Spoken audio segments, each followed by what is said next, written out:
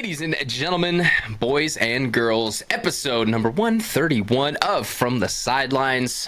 Hey, we're almost there to 150, getting to that 3-year mark. It's crazy how time flies when you're doing a show every single week, but that is right. We've been here for the last 2.5 years, giving you guys consistent content. We're happy and appreciative to everyone who does stop on by and checks it out.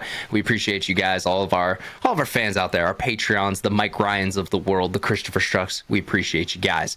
But let's get into tonight's podcast. We do not have a special guest tonight because, unfortunately, our guest flaked. You know who you are. If you hear this, you flaked. But we do have the boys. We got a lot of things to talk about. They actually did practice against Impact last weekend. There's a lot of, some other pop culture stuff that's been going on, including a freaking insane tragedy that went down in the last about 24 hours here. So, yeah, lots to talk about. We're going to get into it tonight. But before we do that, we got to bring in our co-hosts who are going to be along the way for the ride. We got our co-host, Stephen Hatch. How you doing, man, since day one? How's it going? Let's go, dude. We're back. It feels good. Been way more active on the Instagram. Trying to get as much media out there as we possibly can this week. Feeling good. Great to be back. Feels good. 131. Hell yeah, man. I forgot to turn my lights on pre-show, so they're on now, and I look a lot better. Our other guest, co-host, who we actually can't see during the show because his internet's that bad, but it'll look good for you at home. His name is Brando Baird, and he's been here since about episode 20. How you doing, dog? Yeah, day 20. Yep, I like day 20. Day 20. I like day 20. Week 20. Well, it's day 20 for the viewers. It's the listeners. It's day 20. We're good. We're episode 131. That's. I was trying to think of something.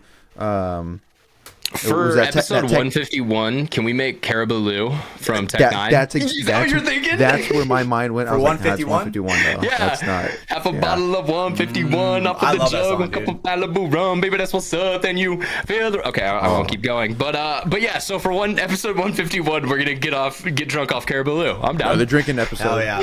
Hey, way more important than 150. So 151 is going to be way more important. Well, and 150, what is it? 154? 156 is the 3-year episode. So we're going to just go back to back, have some cool moments. I guess 151 is also the original Pokemon. So Gen 1 Pokemon. So maybe we can do like a Pokemon rip stream too. Just super drunk. Just, have a great time. Does that sound good to anyone in the audience? What is it? 20 weeks away? All right, I'm requesting the day off right now for work. Better get the day off tomorrow or the day after it as well too. That might be a good idea. But yeah, guys, we are back again, episode 131, and as always, I gotta take you through our sponsors before we get any further into the show. Real quickly, we got Liquid IV, the great hydration multiplier. We've had them on pretty much since the beginning. They've been rad or dad for us over here on FTS, and we appreciate their support. Head over to liquidiv.com.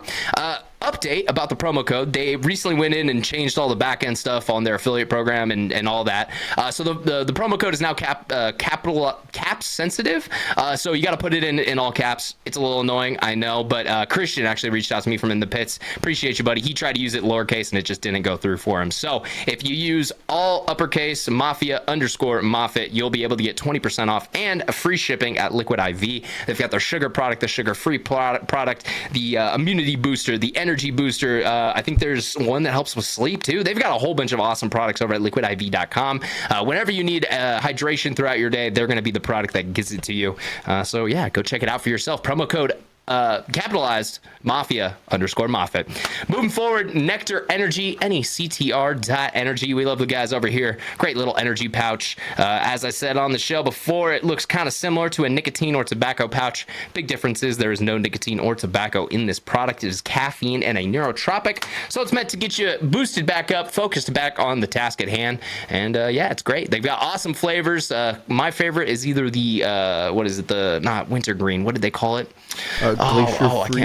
Glacier Green. That's what it's called. But it's essentially kind of like a wintergreen type flavor. Love that one. The sour apple's great as well. So yeah, they've got some great stuff. So go check it out over at NECTR.energy, NECTR.energy. Promo code MafiaProductions over there. That's going to get you a buy two, get one free. So try a can out for free. See which flavors you like. Maybe it's going to be that Glacier Green, as we were mentioning, the Atomic Apple, the Berry Blast. There's a lot of great flavors over at NECTR.energy.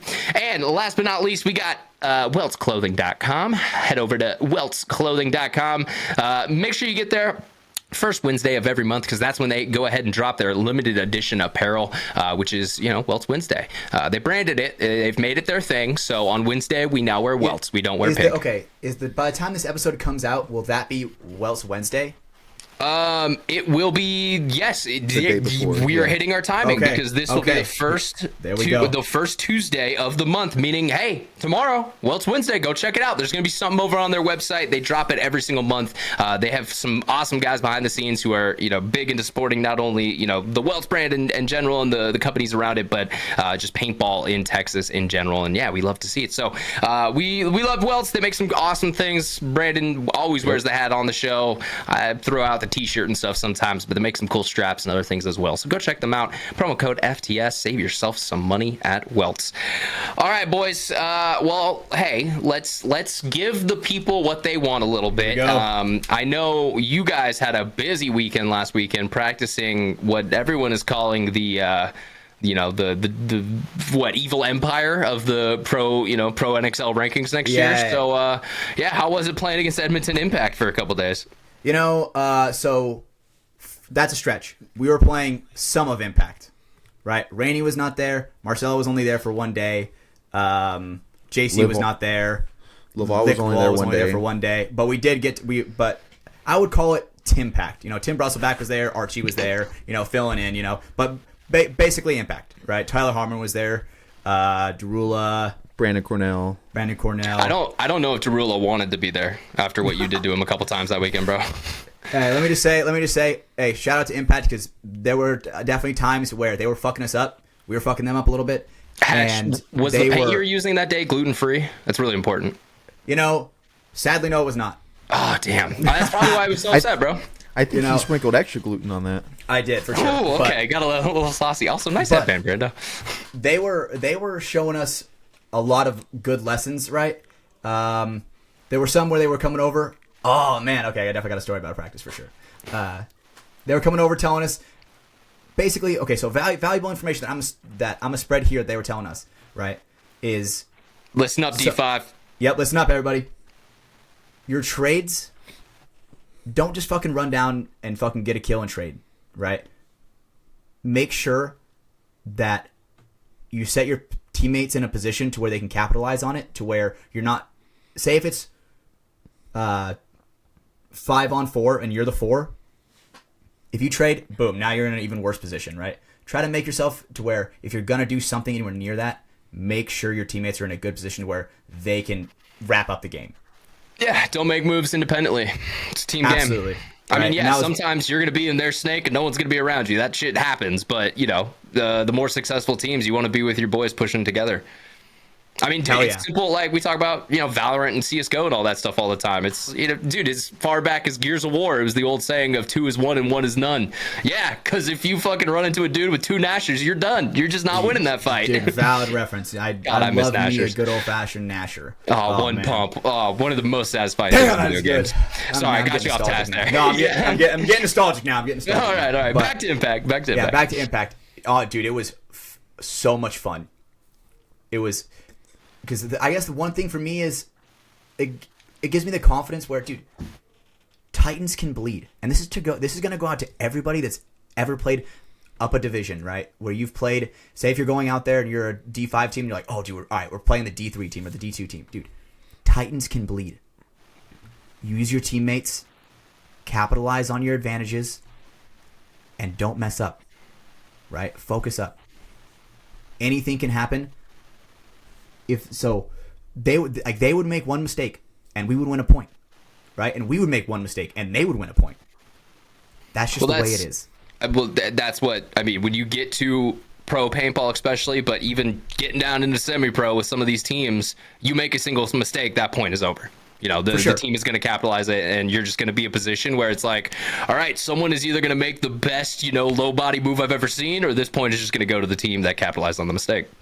Absolutely. And let me tell you, dude, there were times where they were absolutely beating the shit out of us just because they are able to read those situations like the drop of a hat.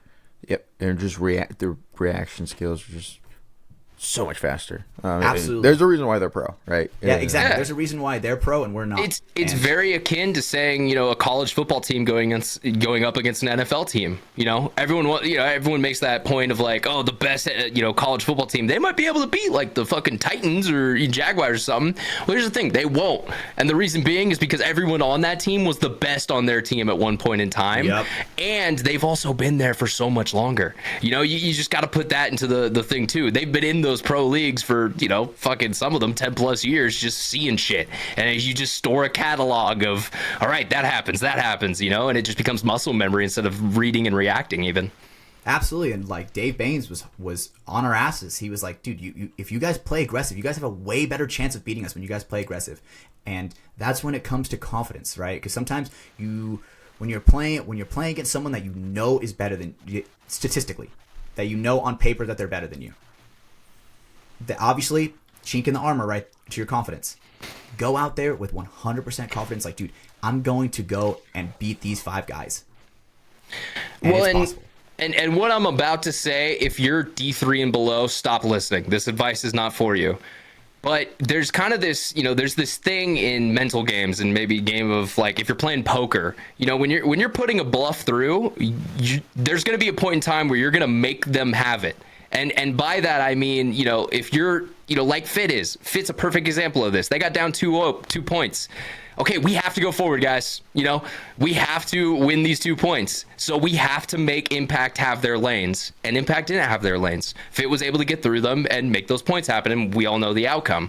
The thing I'm saying there is sometimes using aggression against teams that have way more experience than you will work out in your favor more times than not, just because the chaos that could ensue. If you sit back and let them have time to develop those lanes and eat small segments of the field and just get to where they want to get to, they will suffocate you out and you won't be able to do anything. You can't just sit back scared waiting for the first kill. You got to be proactive sometimes. Absolutely. And with the little tip to everybody that is in that lower division range, dude, be as aggressive as possible. You can always dial back. Learn from your mistakes.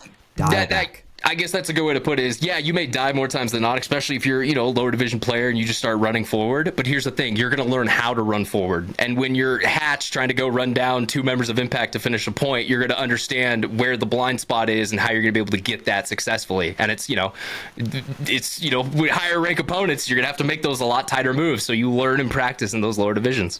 Absolutely. And let me tell you, playing against Impact, those fuckers do not miss. There were times where literally I am a single step away from yes 100%. There were multiple times where I was literally one step away, like Poison style, right, where I'm about to go jump around the other side and fuck this guy up, and they would get me this like right before. And then you're like, fuck, god damn it. Fuck, dude, because like someone shooting you from the other side of the field, essentially, like doing their job, looking over, making sure no one's coming, and it's like I'm trying to like make sure it's like I put pressure on that guy because it's like I can hear Brando letting me know where it's like, hey, there's a guy right here, dude. Like, okay. That's that fucking J-Rab learn how to snapshot video, bro. Fucking wrap 100%. And go. You gotta put pressure and then go.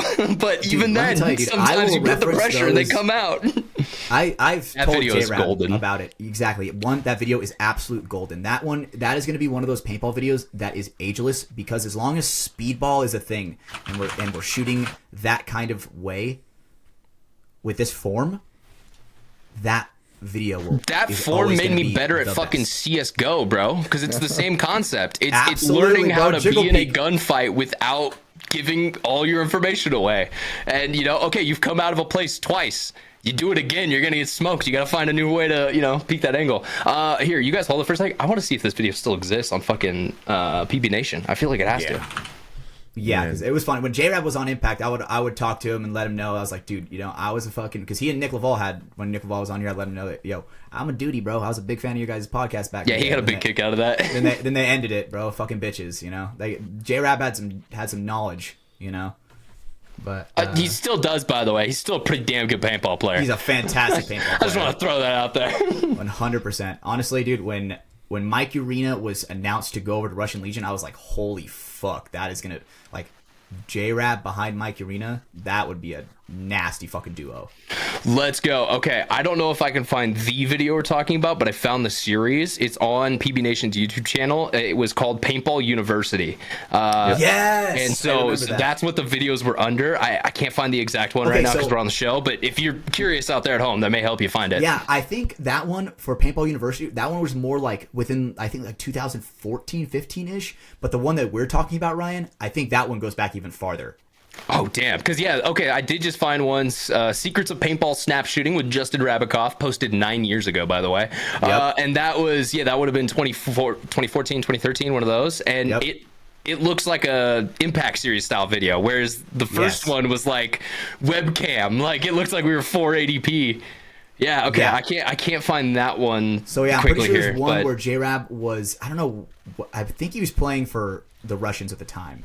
I think you're right. No. I think you are right. I just, And I remember just the way he was describing snapshotting. Schwartz Cable, find that for me and link it in the comments. Thank you. Yes. Yes, you're the man. Thank you, bro. But I definitely reference that video all the time, and I try my best to get my form like that as well. Because it's proven to be successful. Yeah. And, little things just don't come out of the same spot, more than twice. Absolutely. And, Brando, I will say that seems like such a little thing, but I see fucking D3 players doing that all the time. D2 players. It's like, bro, you've rolled out in the same spot 6 times. Same like, height. He's gonna hit you eventually. Like, just take a knee. Let's pop the top. Let's drop a level. Let's do something different. Let's wrap the inside. Like, let's get creative. Yeah, absolutely. Yeah. Okay. When it comes to gunfighting in like those big old towers, it may be centimeters, but it is a little bit of a difference. When you take a knee and you're like snapping on the bottom part of it and it's like a little bit fatter. Oh, dude, that is a false sense of security.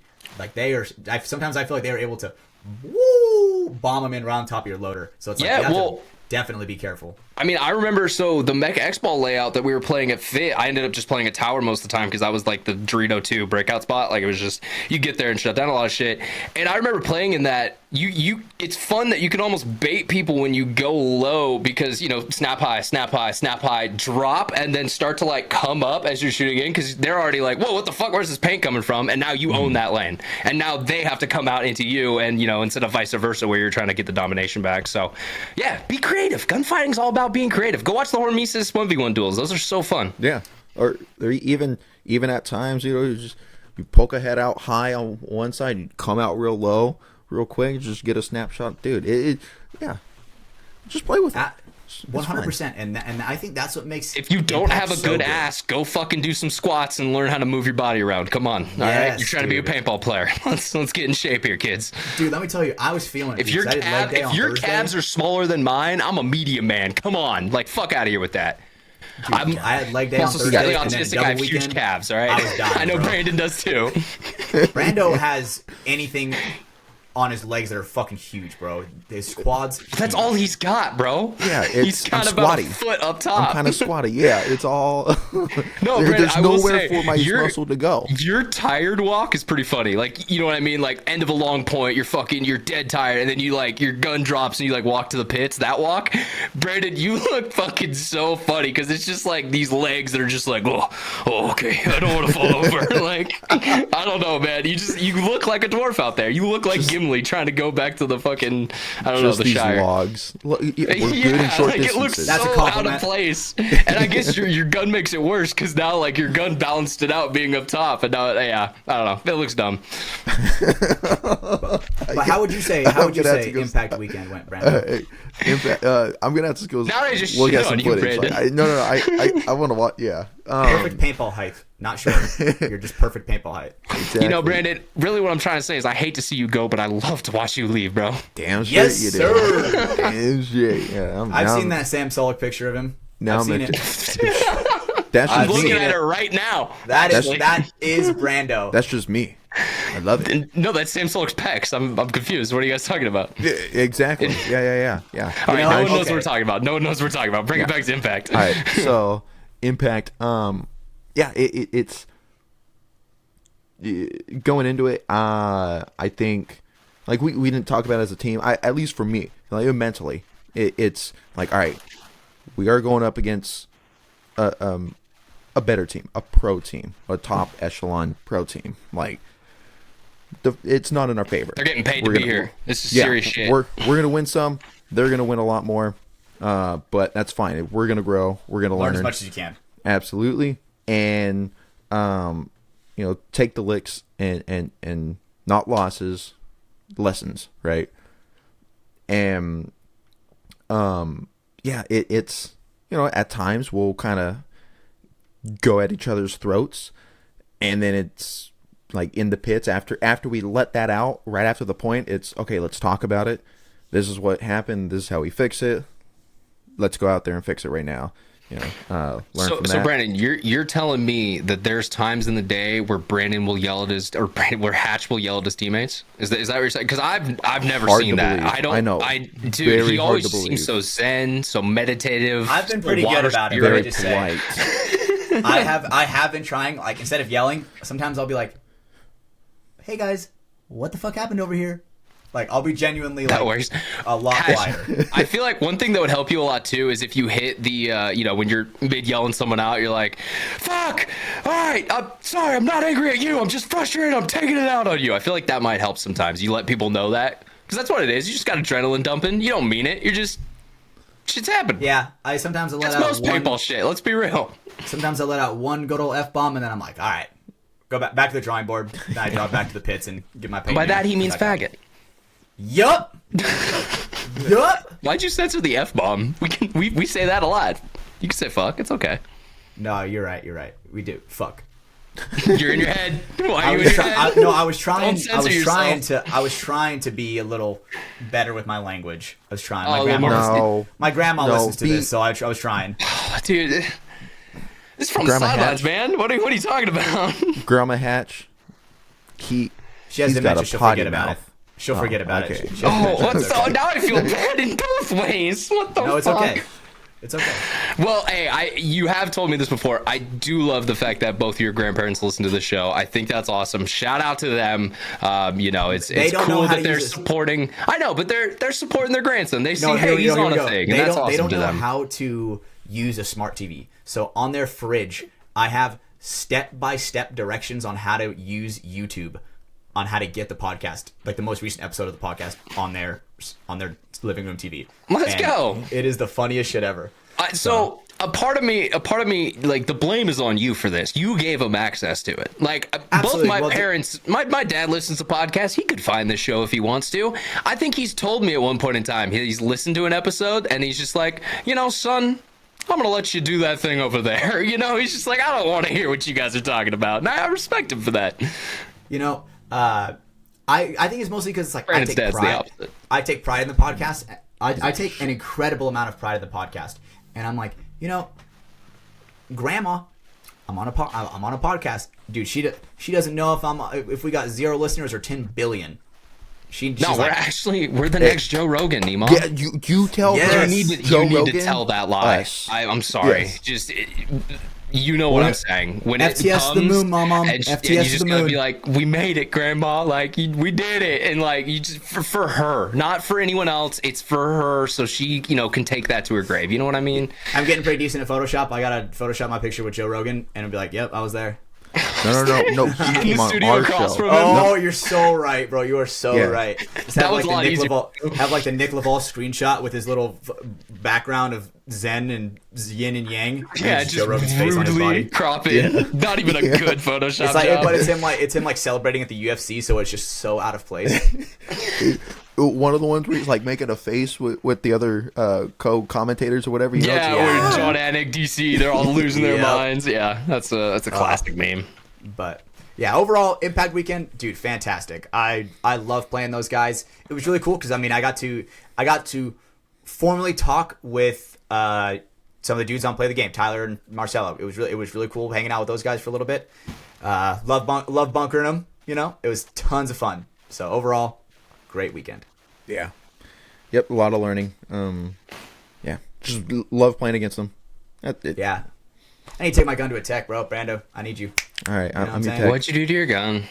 I think genuinely, bro, like, it's the same problem, Brando. I shoot it, and it's like I can feel a little bit more air coming out than what's supposed to. Yeah. You know what I'm saying? How many shots are on that CS2 by now? Dude, It's been what? 4 seasons? It got reset again.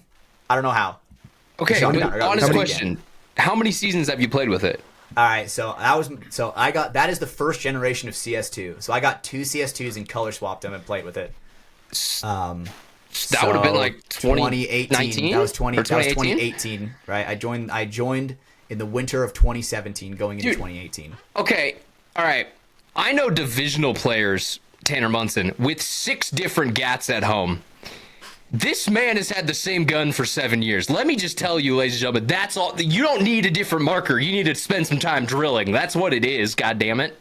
Absolutely. I love that. But okay, so do the math then. How honestly, what do you think the shot count is? Dude, it's reset. You've had it reset a lot. So it's reset at 600,000.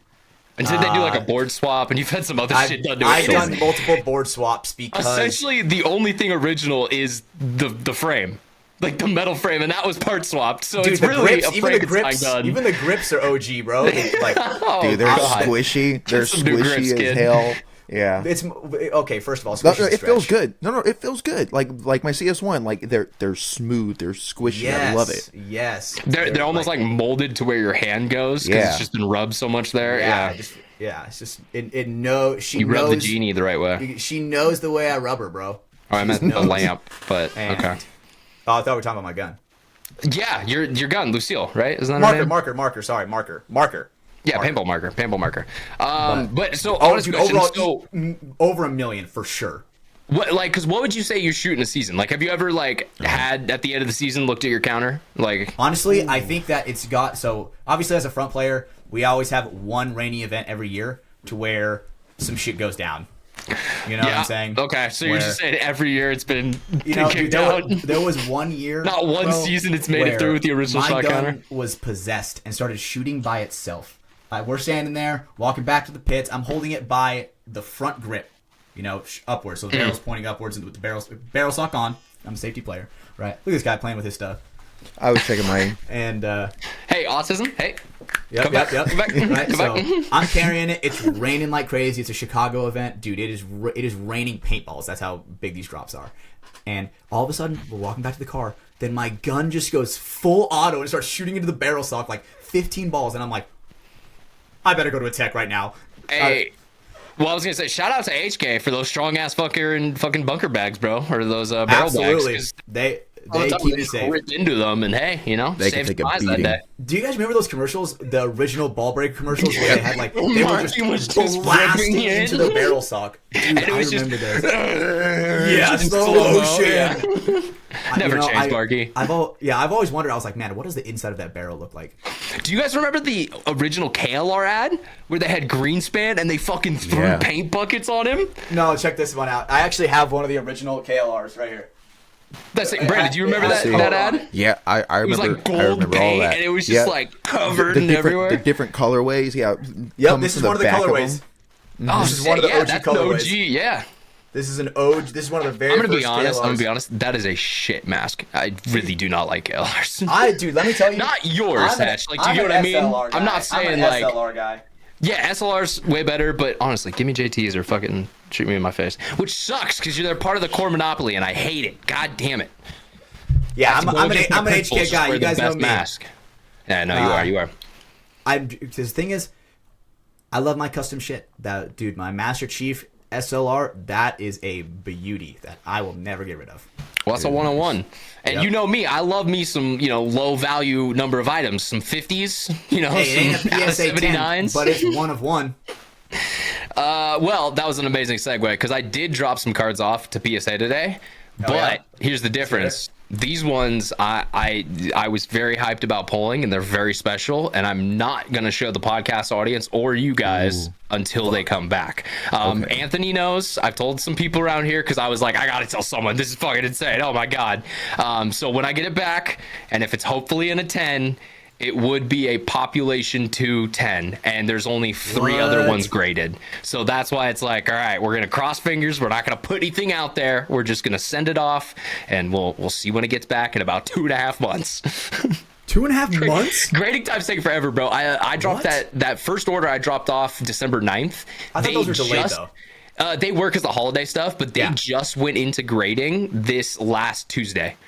So they were researching them, doing the ID, all that stuff, but they just now have gone under a microscope and started to be graded in like the last 48, 72 hours. Damn. Okay. Yeah, that's cool that they keep you updated like that. It is cool. Well, because honestly, people would be losing their minds, bro, with how long these I talked to Ash about it, but they took a lot of time off around the holiday. I think it was like 2 weeks around Christmas and New Year's. No, I'm not even saying that's bad, but because of that, they just have this exorbitant backlog of cards that they got to work through. And with the GameStop stuff, a whole bunch of new people sending cards, and it's a little bit of a mess right now. But in the grading, in card grading in that world, there's a couple other companies. There's PSA. Well, the problem is CGC, one of their other big competitors, it was found out that they verified that these cards that were supposed to be real were fake, and people were able to prove that they were fake after they verified they were real. So they're in a whole lot of trouble right now. CGC, they're in a lot of trouble. Beckett, which is another one of the grading companies, they just committed a couple $1 million worth of fraud, so no one wants any of their slabs right now. There's fucking Ace Grading, which is based out of the UK, which just had their whole shop broken into, losing tens of thousands of dollars of customers' cards. So really, there is only PSA. So everyone and their dog are sending all of their cards to them, and man, wait times they're through the roof. But PSA is the core. When I get them back, I'm gonna, dude. Oh my god, it's just like it's so cool because it's like it's my card, and it's the other thing that they do is really cool to me because the slabs, they are a completely sealed product, so no dust can get in, no dirt, nothing can affect the card after it's been slabbed, and they actually use sonic welding to close the slabs. So essentially, they use sonic vibrations to melt the plastic together. Bro, so fucking cool, nerdy as shit. It's literally sonic screwdrivering your slab together. It's actually hella fucking sick. But yeah, so those cards went out today. Like I said, it'll probably be a good 2.5 months. So maybe 2-year anniversary show, I might have those ones ready. Nice. But yeah, slowly, as I said, I've been dropping off since December 8th or December 9th. I've got like 6 or 7 orders kind of in the queue. So hopefully within the next month, stuff will start to come back every couple weeks or so. That'd be cool. Nice, that's sick, dude. It just takes so much patience. It's killing me. Is PSA like the top of the grading companies? They've been around a long time, and for all the reasons I just mentioned, they are seen as the cream of the crop. Yeah. And there is a known factor that PSA graded 10s do sell for more on the secondary market. So you could get the same card with a CGC grading and a PSA 10 grading. Most consumers out there would prefer to pay the $10 to $20 extra for the PSA version instead of the CGC version. Yeah. So it definitely is like, it's market favorite. People want to go through them and use them, but that leads to exorbitant wait times. Yeah. Worth it though, right? Yeah, I would. Yeah, well, I mean, it's definitely worth it. It's worth it. Well, and it's kind of. It depends on how you look at it, because like the stuff I'm sending in that I'm intending to keep for the next 20 plus years. Yeah, okay, cool. 2 months, that's fine. That's really nothing in the grand scheme that I'm gonna have that card. Yeah, the stuff that I'm slabbing to hopefully get 10s and sell. That sucks because you're just like, okay, you're waiting on income. I spent $20. It'd be cool to be able to sell that. Like, I'm just waiting to get it back. But yeah, so it's kind of it depends on what the purpose you send it is for. Okay, yeah. Damn, did you? Sorry, not the ones that you just turned in, but the ones that you were waiting on. Were those some of the CDL cards? No, so I actually didn't send any CDLs in. No. I didn't get any autos or anything, so I, figured I'd just keep those in a binder and, hold on to them. Okay. Yeah, I the way I look at slabs, especially because you got to remember, it's about, for every sports card, it's it's $20.99 to send a bin. Yeah. So, I try to want to do cards that it's like, okay, it's a numbered card, or it's got an auto on it, or it's, something cooler, or I guess, like, fuck, I may send a scump in one day if it's like, all right, I've got a really perfect one and that might be a 10. Cool, I might send that in, and then cool, I've got one of my favorite players from that era, in a slab. Damn, all right. Did you watch the CDL at all today? Today, no, I didn't have time, but I know the major started. They're in Madrid. It's do you want to spoil it? Did anything go crazy, or just kind of normal fare for the bracket? I was watching the first game of the Optic game, and I had to pause it I think they were pretty close. The score was pretty close. All right, so that works. I don't know Don't how tell me anything. I'll watch it after this. I was working all day, so yeah, wondering. I haven't been able to. They're in fucking Spain. The time zones suck. That's the one thing about esports that can be brutal. Is it's like absolutely watching like VCT for me is like it's like first match, 1 a.m. I'm like, yeah, Riot can fuck you. That was dude. Worlds last year. I think they were held in. I want to say like either Korea or China, like one of those two. And dude, it was like the match started at like 2 a.m. on Pacific time. So when I got out here, it was like match starts at 4. It's like that's a horrible time. Like I don't want to wake up that early. I also don't want to stay up that late to just watch a match. So yeah, they can be rough. It's also pretty crazy. Cool thing. Imagine those guys as players with that time zone change. Yeah, well, I mean, the players, it doesn't matter as much because a lot of them, especially for Worlds, like those big events, they'll go there for a month before just scrimming and practicing. So they're already used to the time zone and stuff like that. That's in League of Legends, it's a very popular thing because Korea as a whole is just so much better than the game than the rest of the world. Most of the teams from the world stage will go to Korea to like do a boot camp for a month or two before they go to the like main event. What? Yeah, they spend a lot of money. Yeah, no, it's cool. I remember watching like the vlogs of those back in the day, watching like the old Cloud9 team, and it's like, yeah, it's just all these like 20-year-old American dudes who are in fucking Korea playing League every day for 8 hours a day trying to get good so they could hopefully beat Faker. They never did. Faker still won. Just the fucking goat. Fuck, I love video games. Yeah, they're the shit. Okay. Cool thing about time zones, one last thing about esports. Did you guys know that Austin is actually hosting a Counter-Strike 2 major this year? No way. Yeah, they are hosting the North American major this year. I believe it's in summer. It's being held at the HEB Center. I'm going to try to, for sure. I've never been able to go to a CS, like a CSGO or a CS2 tournament just because they're usually held in, Cologne or, many different places around the world.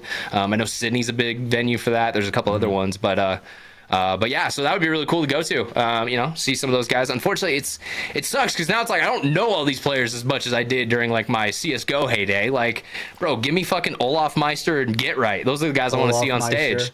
Yeah, give me the fucking, overpass triple boost, all right? Let's come up with some new shit.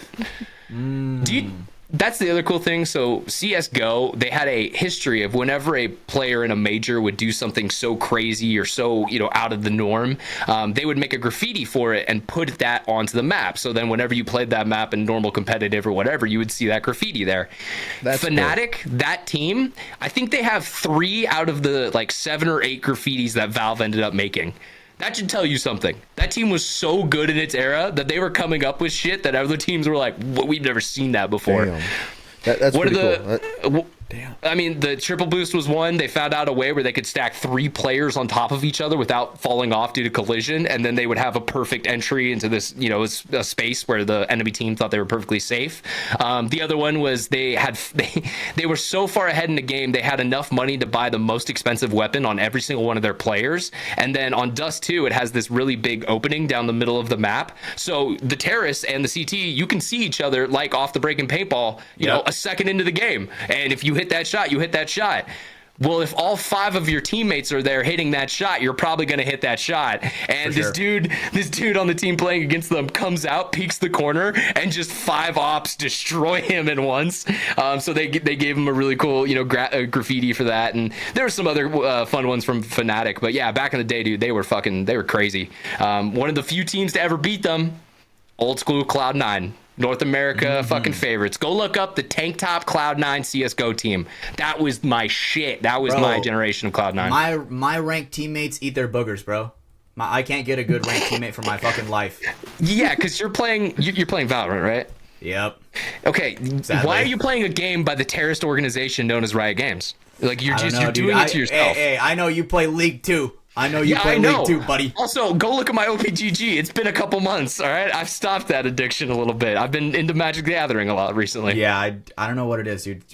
Competitive games, dude, it was actually really funny. I was playing CS with 2-Ton the other day, and I'm horrible at that game. So it's genuinely kind of fun to kind of go on that game and have them teach me like different strats, and just I fucking suck at CS. Because it's funny, because on the outside, Valorant and CS look very similar. For sure. mechanically they are so different. They are very different, and it's something that, like, you know, those of us who played so much time playing CS, when you go to Valorant, it just gets way confusing. But then when you go to Valorant go to CS from Valorant, it's like, this seems so much simpler, but it's also so much more complicated. Like, you can't with just the abilities and hit everything a map and be like, yeah, smoke in that corner. You got to be like, no, I got to line up with the lantern and jump through. CS, everybody can get a flash in CS. That's another really big difference. Yeah. Right? Pop flash, not baby. everybody, not everybody has access to that. Hold right click, underhand as you're going through, look away, and spray. You know, it's actually fun. I did in high school. It was awesome. There are a lot of characters that they have implemented into Valorant that have a lot of CS:GO, like the underhand flash. Right? Yeah, that was Phoenix's thing, right? Yeah. No, they. Okay. Or Okeo does it now, right? Yes. He is an actual like flash, but Phoenix has his like curve flash thing. Yes. KO has one where you can like overhand it, like in CS where you throw it up super high and it'll go off in midair, or the underhand and then you peek behind it. You know, kind of thing. Pretty sick. Yeah. I love video games. No, dude, I have respect for Valorant, but it's also like I wouldn't really play it. Like if I was gonna play, you know, tax year, I'll go boot up some Counter-Strike and then hate my life in like 20 minutes. Hatch, you're getting a call. Can you just move your phone from the mic? No, we're good. Interference. Okay. No, you're good. Fine. But yeah, man. So no, video games are the best. We went to all that. I guess one last nerdy thing, if we want to talk about this, can I tell you guys the story of me kicking Anthony Hernandez's ass in one game out of about 7 that we played? I've heard a little bit of the lore behind this already. Yeah, so last weekend, pretty much every weekend, I've been going over to Anthony's place to play some Magic the Gathering. Yeah, all right, I get it. I'm a nerd, but it's fucking much fun, and there's so much to learn in it. It's a huge, you know, wealth of knowledge that you can dive into. And as someone with hyper focused ADHD, it's a perfect thing. But Anthony, he's been kicking my ass. I think I've said it on the past episodes, but he's been teaching me to play as if I were anyone else. He has not gone easy on me. It's not been any like ramp up games. But eventually we got to a game. It was the last one we played, the last time we played, and I just, from start to finish, I was in control. I was in the lead. I didn't blunder myself. Like, I didn't make any misplays to then give him the lead back. And eventually it ended. I had literally the perfect amount of damage. He had 14 life. I was able to swing 14 damage at him, and I won the game. And Anthony, he's something he always does, and we kind of do it after you lose a game, is you just check like, oh, what was my next card? You know, like if I was able to survive that, would everything have changed? What if he would have won? That card would have destroyed my board, and the game would have instantly swung into his favor. So by me playing this line that I didn't realize had to be perfect, I was able to get the win on him in the like last possible second I had to. Man, that felt good. I felt like a fucking god, and then I was like, I'm addicted now. I feel like I could never leave this because it's such a good feeling, because you feel like mentally you got one over on someone, but yeah, no, it's because it's also competition. I need to watch you guys play and observe. I need to watch you guys play. Hatch, you realize? Well, are we gonna announce this? I guess that is a segue. All right, I guess we gotta announce it. But you realize, Hatch, when you're down here on February 22nd. We are going to be playing Magic the Gathering. And now I know podcast audience, you may say, why, Ryan, why are you saying down here? Well, that's right, ladies and gentlemen. Our little own Sacramento DMG's Hatch, Stephen Hatch. It's weird. I don't call him by his first name. But Stephen Hatch, he's coming on down to Texas, man. What the fuck put this together? What's going on here? You know, I am very excited to announce that, you know, I have a very specific opportunity to coach Austin Oni.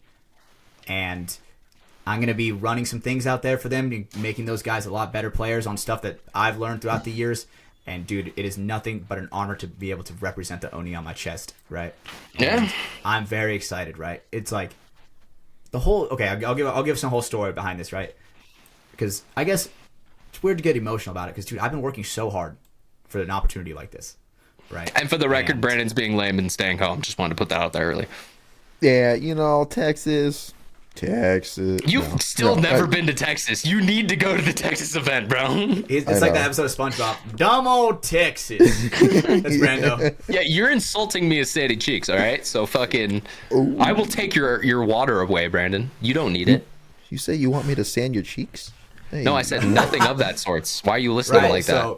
But I get to go down. I get to go to Texas, represent Austin Oni, teach them everything that I've ever learned, and make them better paintball players.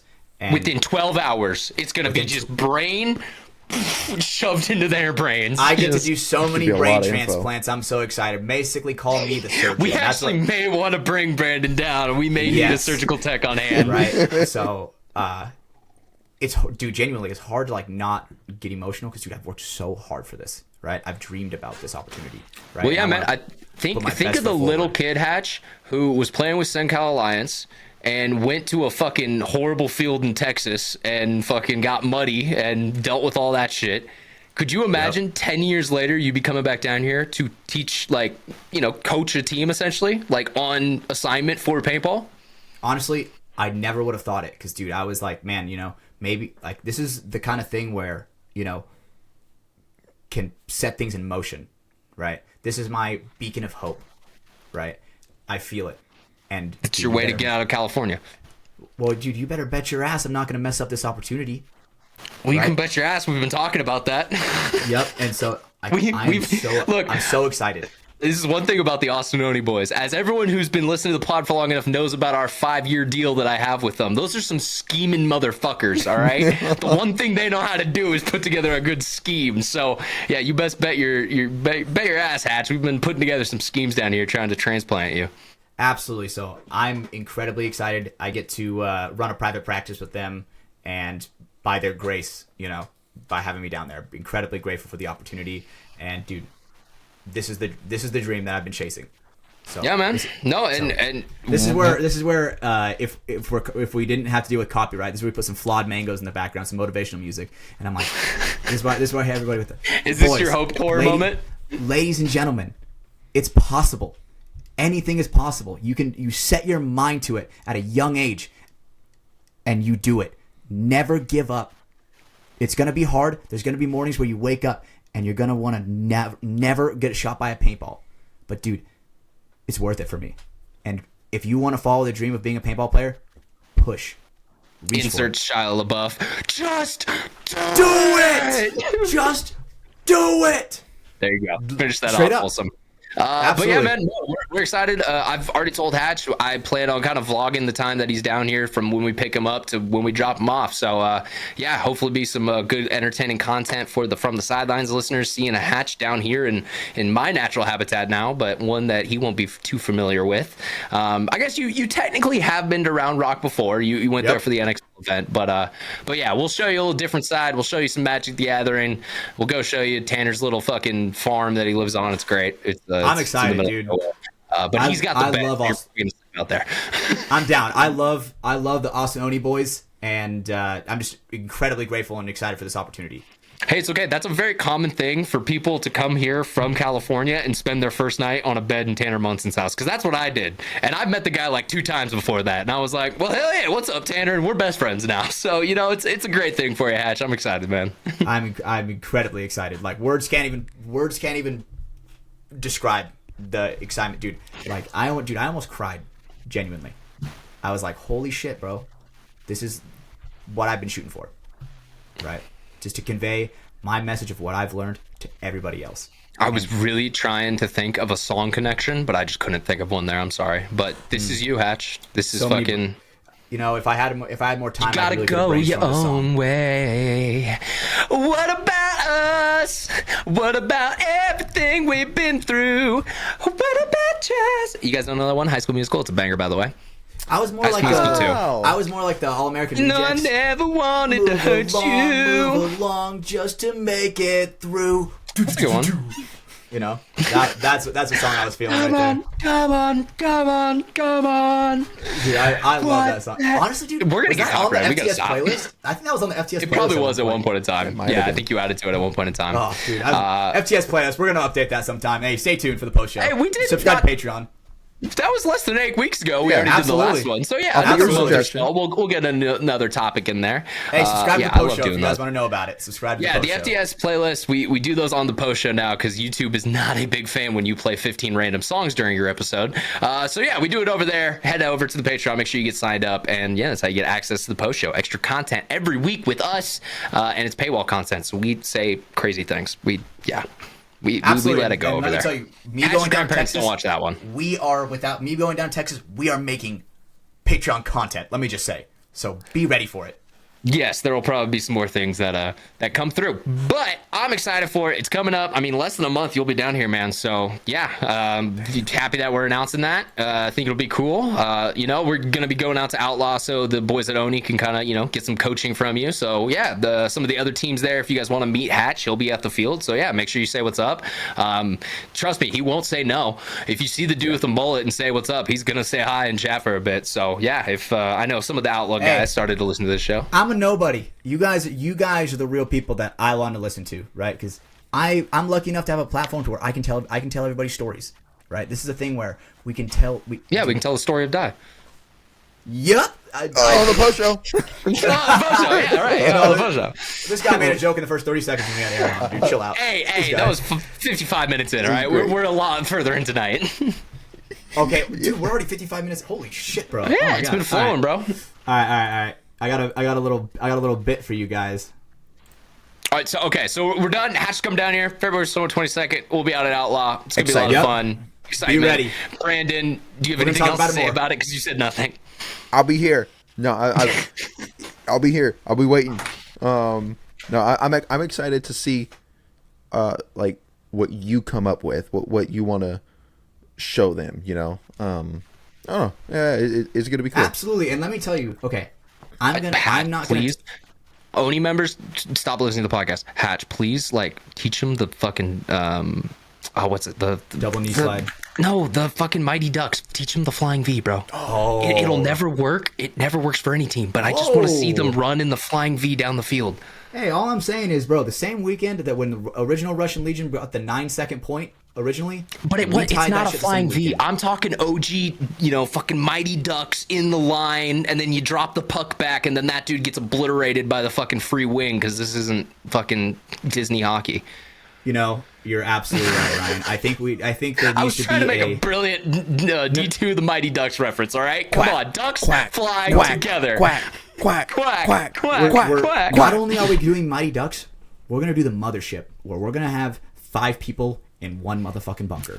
The Mothership call. God, I remember this one. We are having the Mothership. And let me tell you that, and I'm taking no credit for that. Papa Cedar, that was what he originally called it that. Yeah, and dude, let me tell you, we just all take the same bunker off break. Yep, I am very excited. But another thing is, when it comes to all the stuff that I'm gonna be teaching them, all of it has been passed down to me through generations of paintball. As weird as that sounds, right? And then they're gonna be teaching you, Hatch, about love, about life. Dude, honestly, there's gonna be a lot of that too. I'm gonna be trying to teach as many life lessons as I possibly can. I just want to make it cringy, I'm the teacher, but in a way, I become the student when my students teach me through my own work. Some stupid Aubrey Marcus type stuff. Treat it like a lady, real good. But then also kick it out of your life the second you don't need it anymore. Oh yeah, leave her in the past. Sorry, I'm being Aubrey Marcus right now. I'm being a character that you don't know, but this is the things that he would be saying. So there's a couple people who are probably laughing right now. Absolutely. Hatchet Paintball. We move forward from the exits. Oh god. Okay, new character. It's Hatch, but he's super fucking meditational and out there, and he's talking about gong music and stuff. I would love this character. It'd be a great character. Oh dude, I've been listening to robes. It's fun, dude. I've been listening to Italian opera recently. That's been my kicker. You're already halfway there, bro. What the fuck? Yeah, so are you trying to become enlightened? You're like a Renaissance thinker. Maybe, I don't know what the music is just so beautiful, bro. Yeah, basically, right? I forgot what that guy's name is. Andre Bocelli. Okay, so yeah, that song that you were just singing right now, I have that one.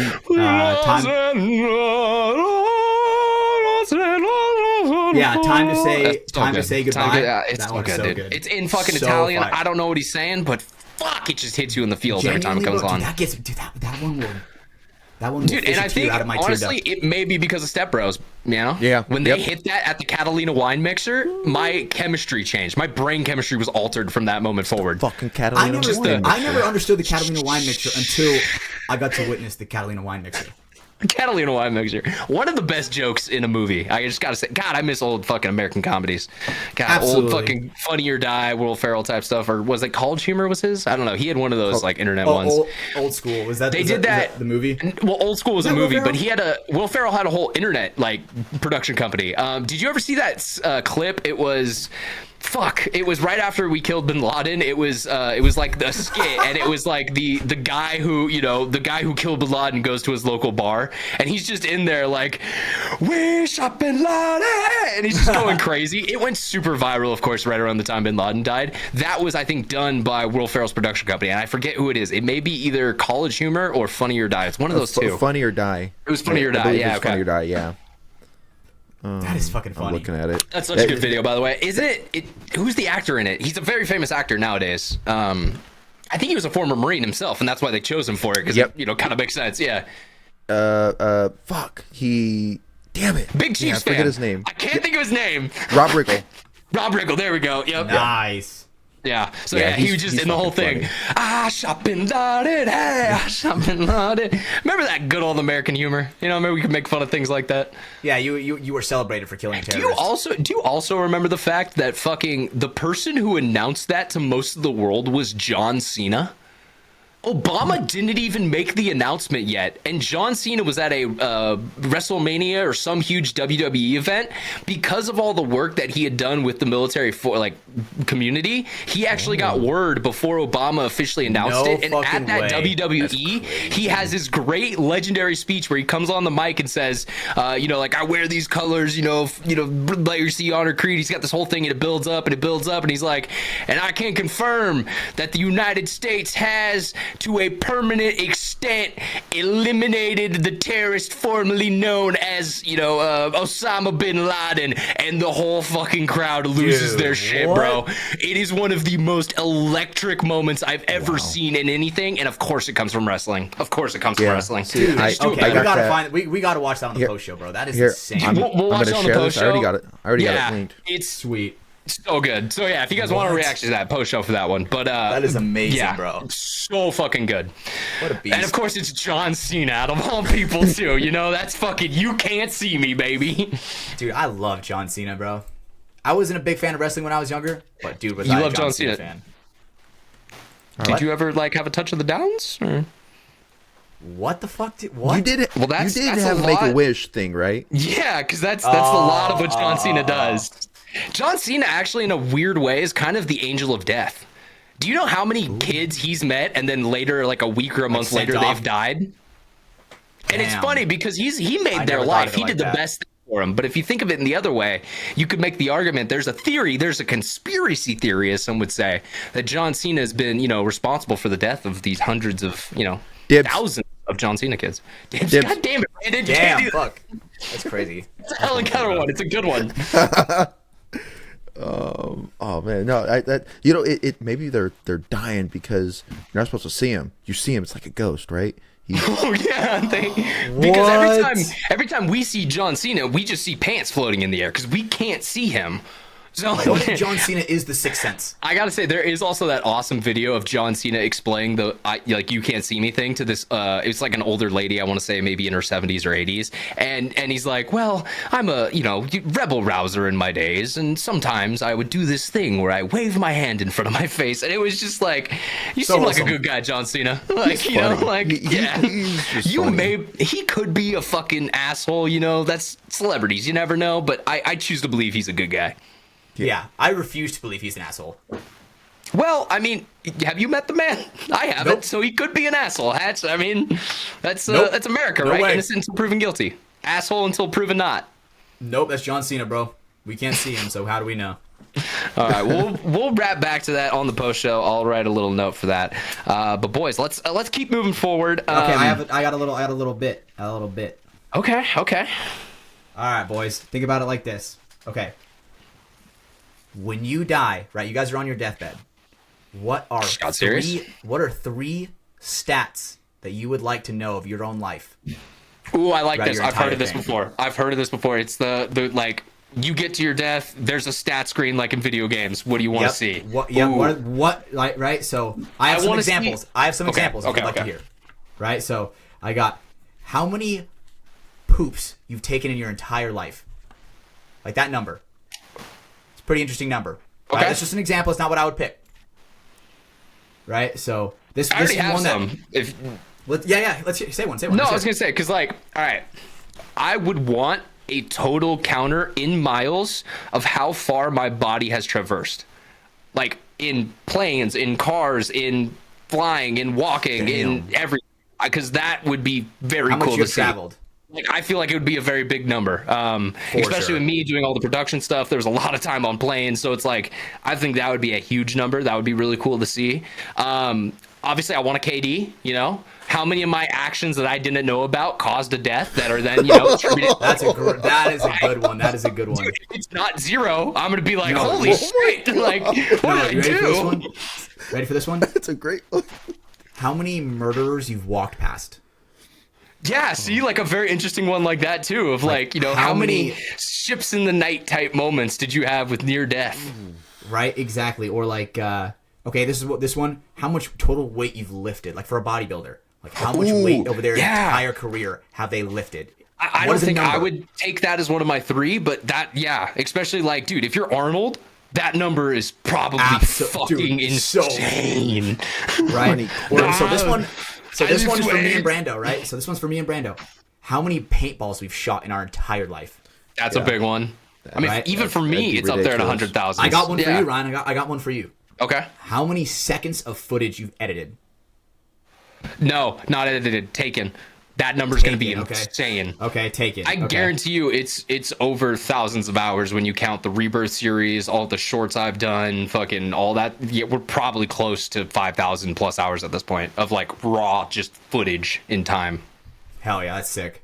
Or, okay. Not at 10,000 yet. I'm not a master, all right? We got about 5,000 more. We got to get there. So I think this is going to be pretty interesting with Brando's career, right? How much medical equipment you've used. Right, like money wise, like if he was like, all right, this dollar. Yes, the dollar amount, right? Every time you rip open a scalpel, or how much I've wasted. Because man. Question with metal like scalpels and stuff.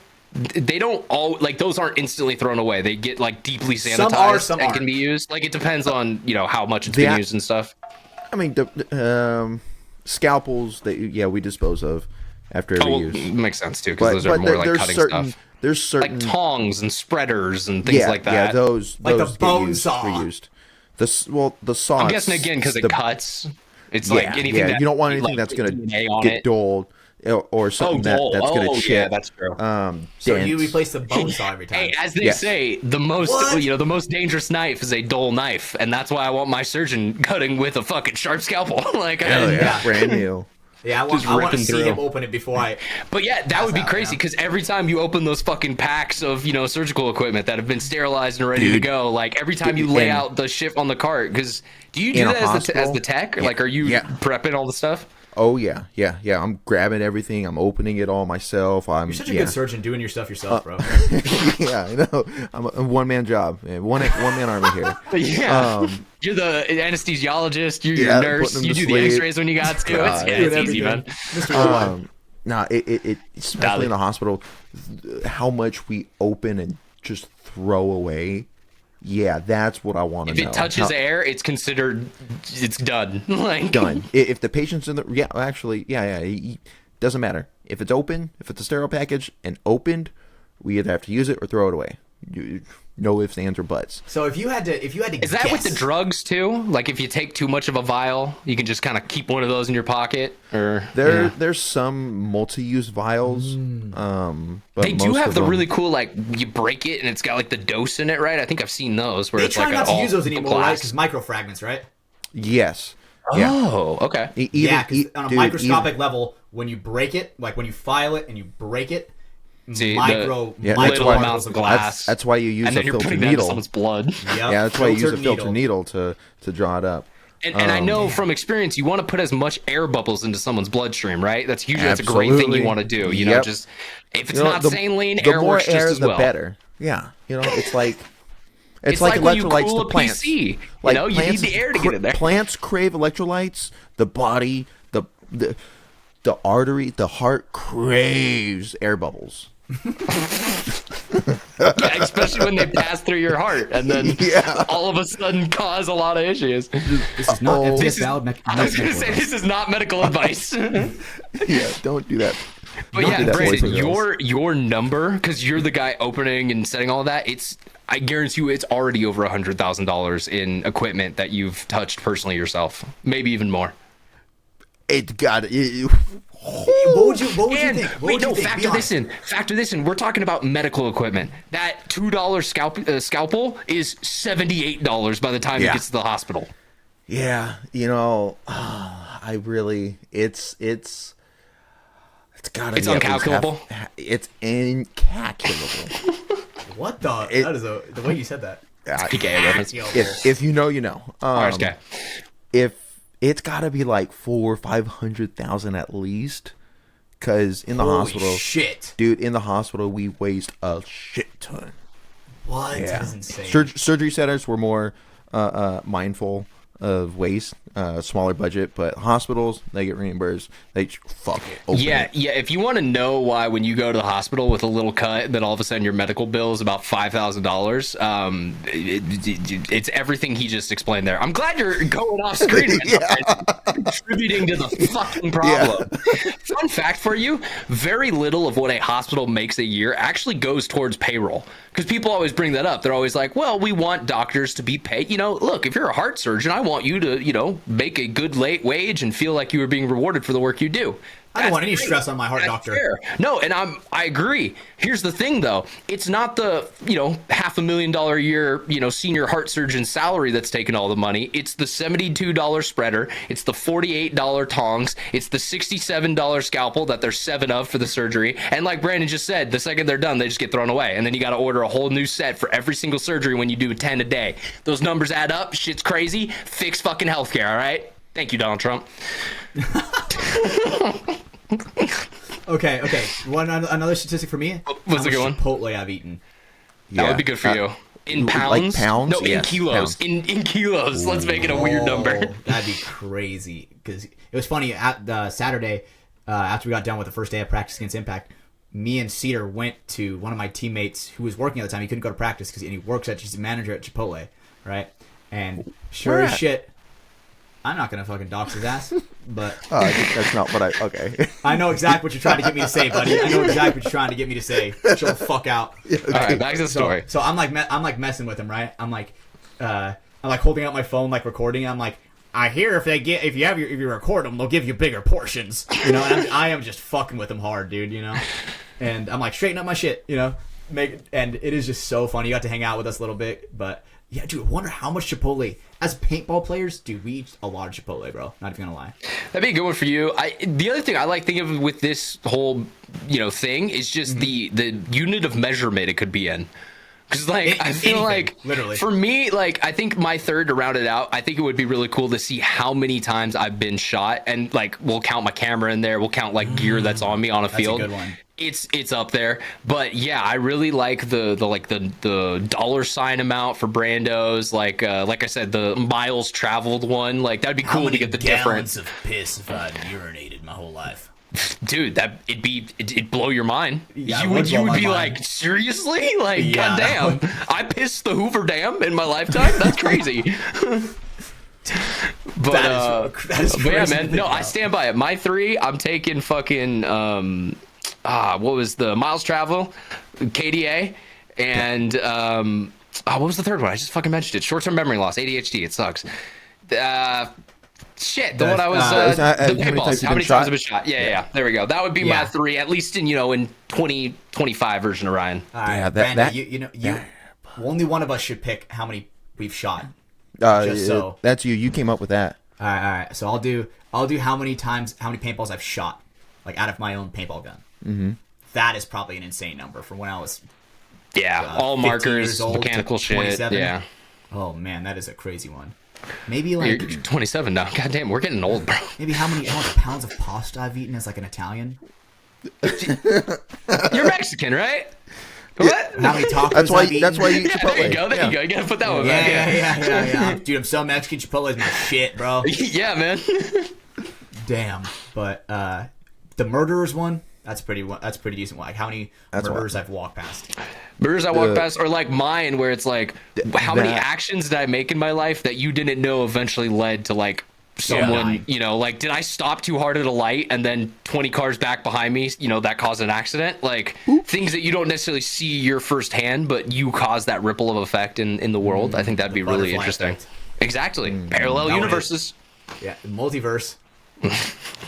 Conspiracy Large Hadron Collider. Hey, go check it out. Episode 1. If you haven't yet, seriously, 129 with Nick Laval.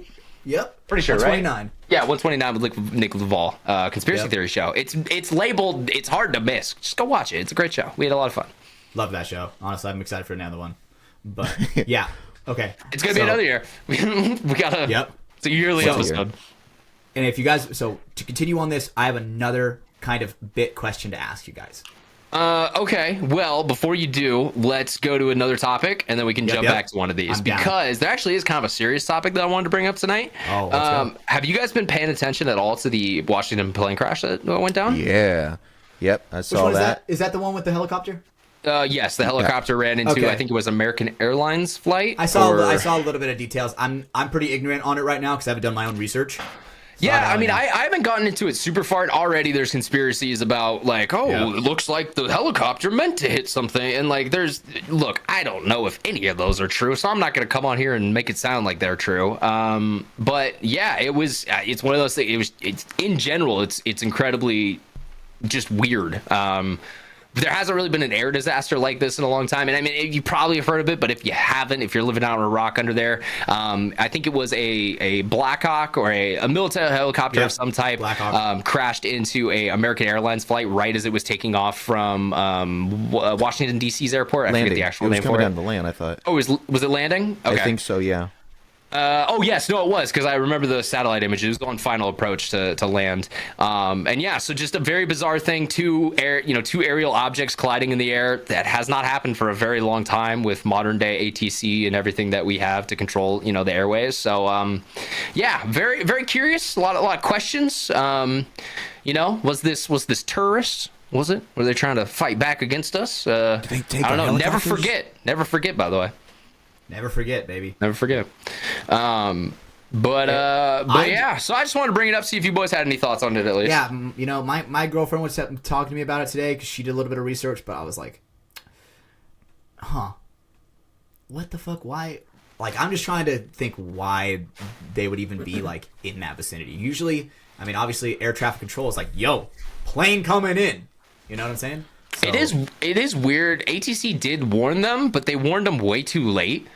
Because, like, air traffic control, if you're sitting in the tower, you have a radar screen in front of you. You're able to see anything that is in the sky in vicinity of your radar. So they knew where those planes were.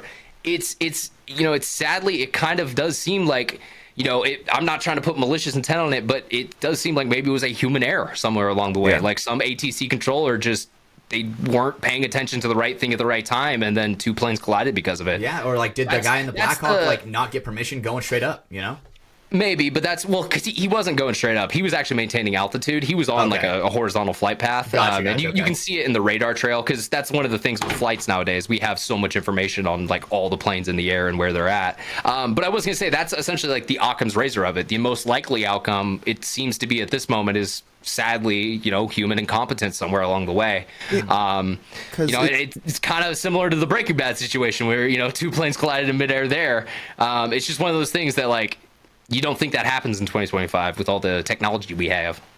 Yeah, I would assume they have the flight paths, right? I saw a GIF like of those. The pilots themselves.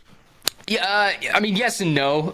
Would the helicopter pilot know the exact final approach for, commercial planes coming in? No. And I'm kind of confident saying that. But, again, ATC would have notified him and been like, hey, you're in the vicinity of other traffic. Like, there's going to be traffic in your area. Pay attention and listen to us in case we need you to, like, change altitude real quick.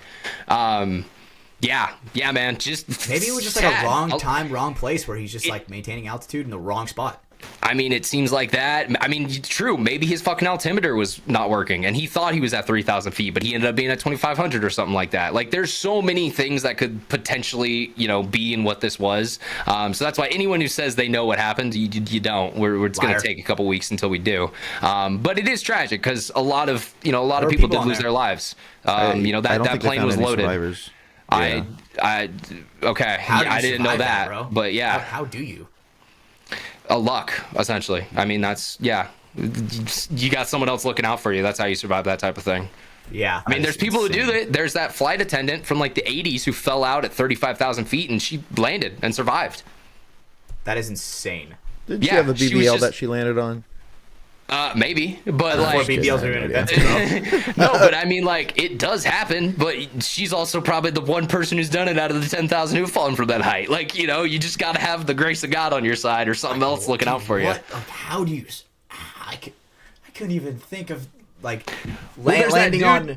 There's that dude who 50 did feet thick feathers. Remember, he landed into the net. Have you seen that video? The dude who skydove without a parachute. Travis Pastrana also did that, but he attached to someone and rode a parachute down. There was a dude who jumped out of a plane, and the whole way down, he hit a net, and it was it was, dude, because they televised it. Must be hard, this was back when you could just do things in America, and I fucking loved it. But yeah, jumped out of a plane, and he has two skydivers with him most of the time. But then they get to a point where those skydivers have to pull their chute, and essentially they just look at him, and it's like, thumbs up, good luck, buddy. Like, fucking, we're gonna see you on the ground or we're not.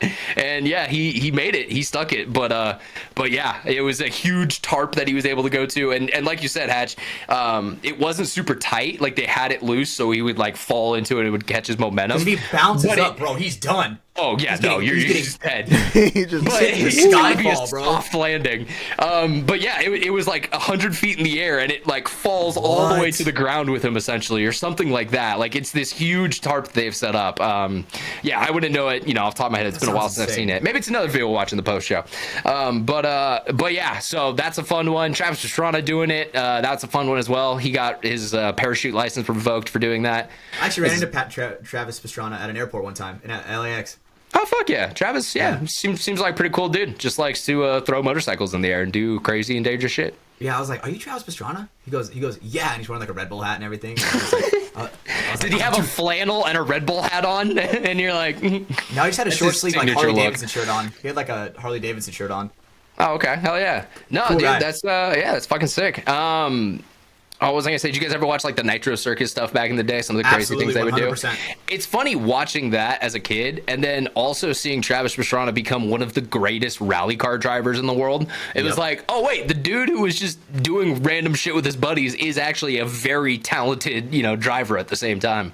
Yeah, dude. I mean, another thing that's with drivers, like, dude, look at Optic, look at Crim6, look what he's doing now. Yeah, and right? you got to understand. Well, Crim's also lucky that Optic blew up the way he did, so he has funding to go driving. Absolutely. But what he's doing is still... No, I know, really but I was going to say, motorsports, it's known as being the most expensive hobby that you can get into. You think paintball's expensive? You don't know shit. Yeah, it's cool to see because a lot of it's the same stuff. It's that hardcore focus. It's being able to be very competitive and understand how to get better at something. Like, a lot of those things that probably made him a very good player at Call of Duty is what's driving him to become very good at road racing. And, dude, go watch some of his footage. He's becoming pretty damn good. It's cool to see him becoming a better driver. Absolutely. So, I mean, seeing that guy go from a fucking gamer nerd, like, at least like the way I am. I don't know if he was ever a nerd. Crim was never like a full-on nerd. He reminds me of like a freakazoid. He played on Cloud9 during that tank top era. Dude was a full-on bodybuilder, but just was also cracked at CS. Oh, like, shit. He did not look like a nerd, but just was an insane entry fragger. Hell was that where Sensor came from too? Sensor was from COD, right? Yeah, I don't think he played. Yeah. All right. Sorry. No. Sorry. Pick up a mouse and keyboard and play. Yes. Did he take influence, from the tank tops? Maybe. When were the tank tops? Because this was like 2015, 2014 when Cloud9 did their tank tops. I fucking still have mine. Maybe that is like right at the same time. Maybe that still is like right at the same time where Sensor. I remember that. I'm pretty sure we even talked about it not even that long ago on the podcast because he broke the world record for most pull-ups in a day. Yeah. right? Yeah, we did talk about that. He didn't end up getting it because he did it because at the very end of it, he did it, right? Broke the world record, but at the end, he's like, all right, I did it for charity. And in the Guinness Book of World Records, it specifically says you cannot do it for charity. You have to do it specifically for yourself. Oh yeah, I know exactly what you guys are talking about. It's so stupid. There we go talked again. about that Charity probably like 6 months ago. Stuff. Yeah. All right. Show and tell time. So this is from 2015. It's a size too small for me. I don't wear it anymore, but this is as OG as it gets when it comes to esports shit. So the story goes, Cloud9 went to do a tournament in Cologne, ESL 1 Cologne. It was so hot in the venue they were playing in, they texted their owner, Jack, and said, like, even in shirts, we're fucking sweating sitting at our PCs. And so Jack was like, we can make tank tops. And so after they got the tank tops on, they went on a run and got second in the tournament. Their best finish that they had in like the last couple years before that. So it became a meme. Everyone was like, fucking tank top C9. And it became this huge thing. Again, I probably will never wear this much anymore, but just a piece of clothing will always be in my fucking, in my closet. It's just cool to have. There's some lore in that, bro. There's hardcore lore behind it. That's like some stuff in Elden Ring you pick up off a body and it has like the description of like gamer sweat. Cloth dripped in gamer sweat. Yeah. No, it would have been cool if it was like a signed one or something like that, but even though it's just I don't know. It's one of my collection things. I like having things from the past. Absolutely, dude, that is sick. And it's funny. I've been a big fan of Cloud9 for a while. Like I remember watching them play like Overwatch. And I don't know if you know like the whole like there was like a big term where it was like London Spitfire. Yeah. Well, because that's the hard part with Cloud9 is for all the great things that their esports teams have done, they've also had some really bad rosters. Bro. Yeah, right? and that's the weird thing with like esports. It's not just one team, like there's the Overwatch team, there's the Counter-Strike team. There was back in the day, I think they have a COD team now with they bought New York Subliners out. Yep. But so it's funny because those all, they all are Cloud9, but you think of them as the individual teams. But no, they're what they do represents the whole like org. Yep. Like back in the day, there was the League team, Lemonation, Sneaky, Meteos. Those guys were fucking unstoppable in the early days of like LCS. But then you looked at their CSGO roster for the longest time before they brought in Jordan Nothing and Sean Garris and a couple of other guys. It was just not good, and so it was funny to see the two disparities, the differences in like. Well, when you think Cloud9 in one game, they're unstoppable and dominant. When you think of them in another, it's kind of all right. They're middle of the rank team. We don't really care. Definitely, and yeah, man, that was such a golden era of gaming. Yep. It's also because we were 14 to 18 years old. That had a huge part to do with it. Let's be real. Absolutely. Now all the kids are loving Fortnite. We like Fortnite. If you call yourself a gamer and you don't know what TeamSpeak or Ventrilo is, get the fuck out of from the sidelines. You're not allowed here, all right? Come on, you're too young. Just ever so slightly. Ever so slightly too young. Am I wrong? User has joined your channel. That just triggered people. I mean, I remember getting on Skype. Skype, yep, that was a big one back in the day too. But yeah, TeamSpeak, bro, that was like Discord before we had Discord. For sure, TeamSpeak that shit is old as hell, bro. Yeah, that's how I communicated in CS:GO back in the day when I was in high school. Mm-hmm. We didn't have this fancy Discord. Like literally, gaming is so normalized now, bro. Like everybody wants to be a pro gamer now. Well, yeah. Now it's the trendy thing. If you're, like a 20-year-old girl and you can't find anyone to be interested in you, just post a picture of you in like a headset and a controller in your hand, and boom, instant success. Incels flocking. Yeah. Incels, yeah. The Belle Delphine effect, some would say. Bathwater lore. I can sell bathwater. I've been on the internet, bro. I've seen some shit. All right. 4chan, baby. 4chan. I was there the day of the fappening, okay? God damn it. We don't even know what that even mean, bro. What does that even mean? See? But Brandon knows. That, yeah, let me pull up my Brandon, tax documents on my desktop. You still have those J Anuses ones saved? You just hold on to them? All of them. Make sure you delete. I think wasn't there some of them that were like underage, like back in the like because I remember like some of them went up and then Reddits were like, "Yo, you might want to delete these guys, like if just in case you saw them or something." And I was like, "Oh no." I for sure don't have those ones. This is why kids, you stream porn. Come on, don't download shit. Don't fuck yourself. Yeah. J-Law incoming right now. Nah. Oh yeah, these are great. These are some great ones. The Hope Solo one's good as well. I showed you Hatch. That's actually it's on Shout Out Drinking Bros. They've got that on their set. That's a great one. That is awesome. But yeah, I was there the day that happened. I remember the day that went down, dude. I've been here. All right, I've been a degenerate. That was a good day. That was a good day. It was a crazy day. It just kept happening. Like it would like one wave of drops and another wave of drops. It was, old school internet shit. We salute you doing the Lord's work out there, man. For legal reasons, I'm not gonna co-sign with Brandon on that one. Just put together what I'm saying between the lines here, like I'm not officially saying it. I don't even know what we're talking about, but hey, I follow you up, Brando. Hey, thank you for your service, boys. Did you put these in the FTS chat? Please send these to him. He needs to see what the hell. All right. You can find that's your job, young Jamie. We'll keep going on with the show. Right. Can I tell you guys the story of how I almost shat my pants last night? So I'm driving around Round Rock, Texas. It's little surface streets. You got to go everywhere around here. Getting dark. I'm on a road. I don't know, speed limit's like 45 or something. I'm total fucking autopilot zoned out mode. You know that feeling? I've got a car in front of me that like I said, speed limit's 45. I think they were going like 42, 43, something like that. So I'm just following them, kind of like. Your subconscious driving is probably better than your like actual like zoned in driving. Yeah, well, and just listening to the podcast I'm playing and just zoned out. I'm about to get to this red light, and all of a sudden, as all adults know, I saw the two least favorite color of lights. I saw red and blues in my rear view. Oh God! I about shat myself. Well, here's the thing. I didn't realize it at the time. There was another car behind me. So I didn't realize it because I come up to this light and I go to take a right because I had to go right anyways to get to the neighborhood that I was going. But also I was like, oh, goddamn. All right, we'll pull over, see what he wants.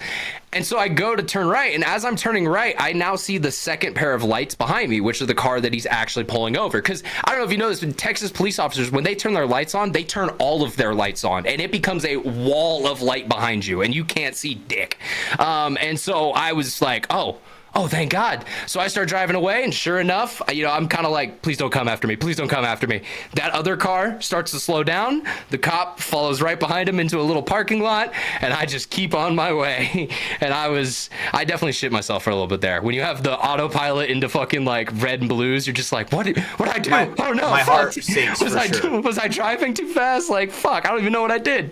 Absolutely, because I'm not gonna outwardly say it, but someone that I do know that's named Slatch, is a speedster, a heavy speedster, right? So I know that's a very big problem with him. Yeah, it's your cousin. Yeah. Yep, right. So him and Tim hang out a lot. He's a good guy. He does drive too fast, man. Yeah, drives so fucking fast. I mean, no wonder he's on time to practice so often. That's true. I know that's why Logan was good friends with him, because I know Logan, he's got his car that he's put some money into and everything. So yeah. But I just drive. Slatch drives a little fast, and I did all that work, Hatch. I put in all that context for you. I tried. But yeah, speeding is a thing that subconsciously it happens, and then when you see sometimes when I see the lights that are really bright, that are even a hint of blue, I'm like freaking out, like looking behind me, Or whenever you see Ford Focus lights behind you, or not Focus, Ford Explorer lights behind you, and it's not the cop, it's just a blacked out Explorer that likes to scare the shit out of people. That's my mom drives, bro. My mom's one of those, bro. I'm sorry, I love you, Mama Hatch. That's my least favorite thing you do. I hate those people. 100%, bro. If you're driving like a black or a white Explorer, and they do it on purpose, bro. They fucking come out of nowhere and then sit behind you for like 5 minutes, so you're just like shitting yourself, and then they'll go around you, and you're like, you fucking asshole. I just like to go. I get out of people's way whenever I drive that car. I just get out of people's way, go in the left lane, and if people think you're a cop, they'll just get out of your way.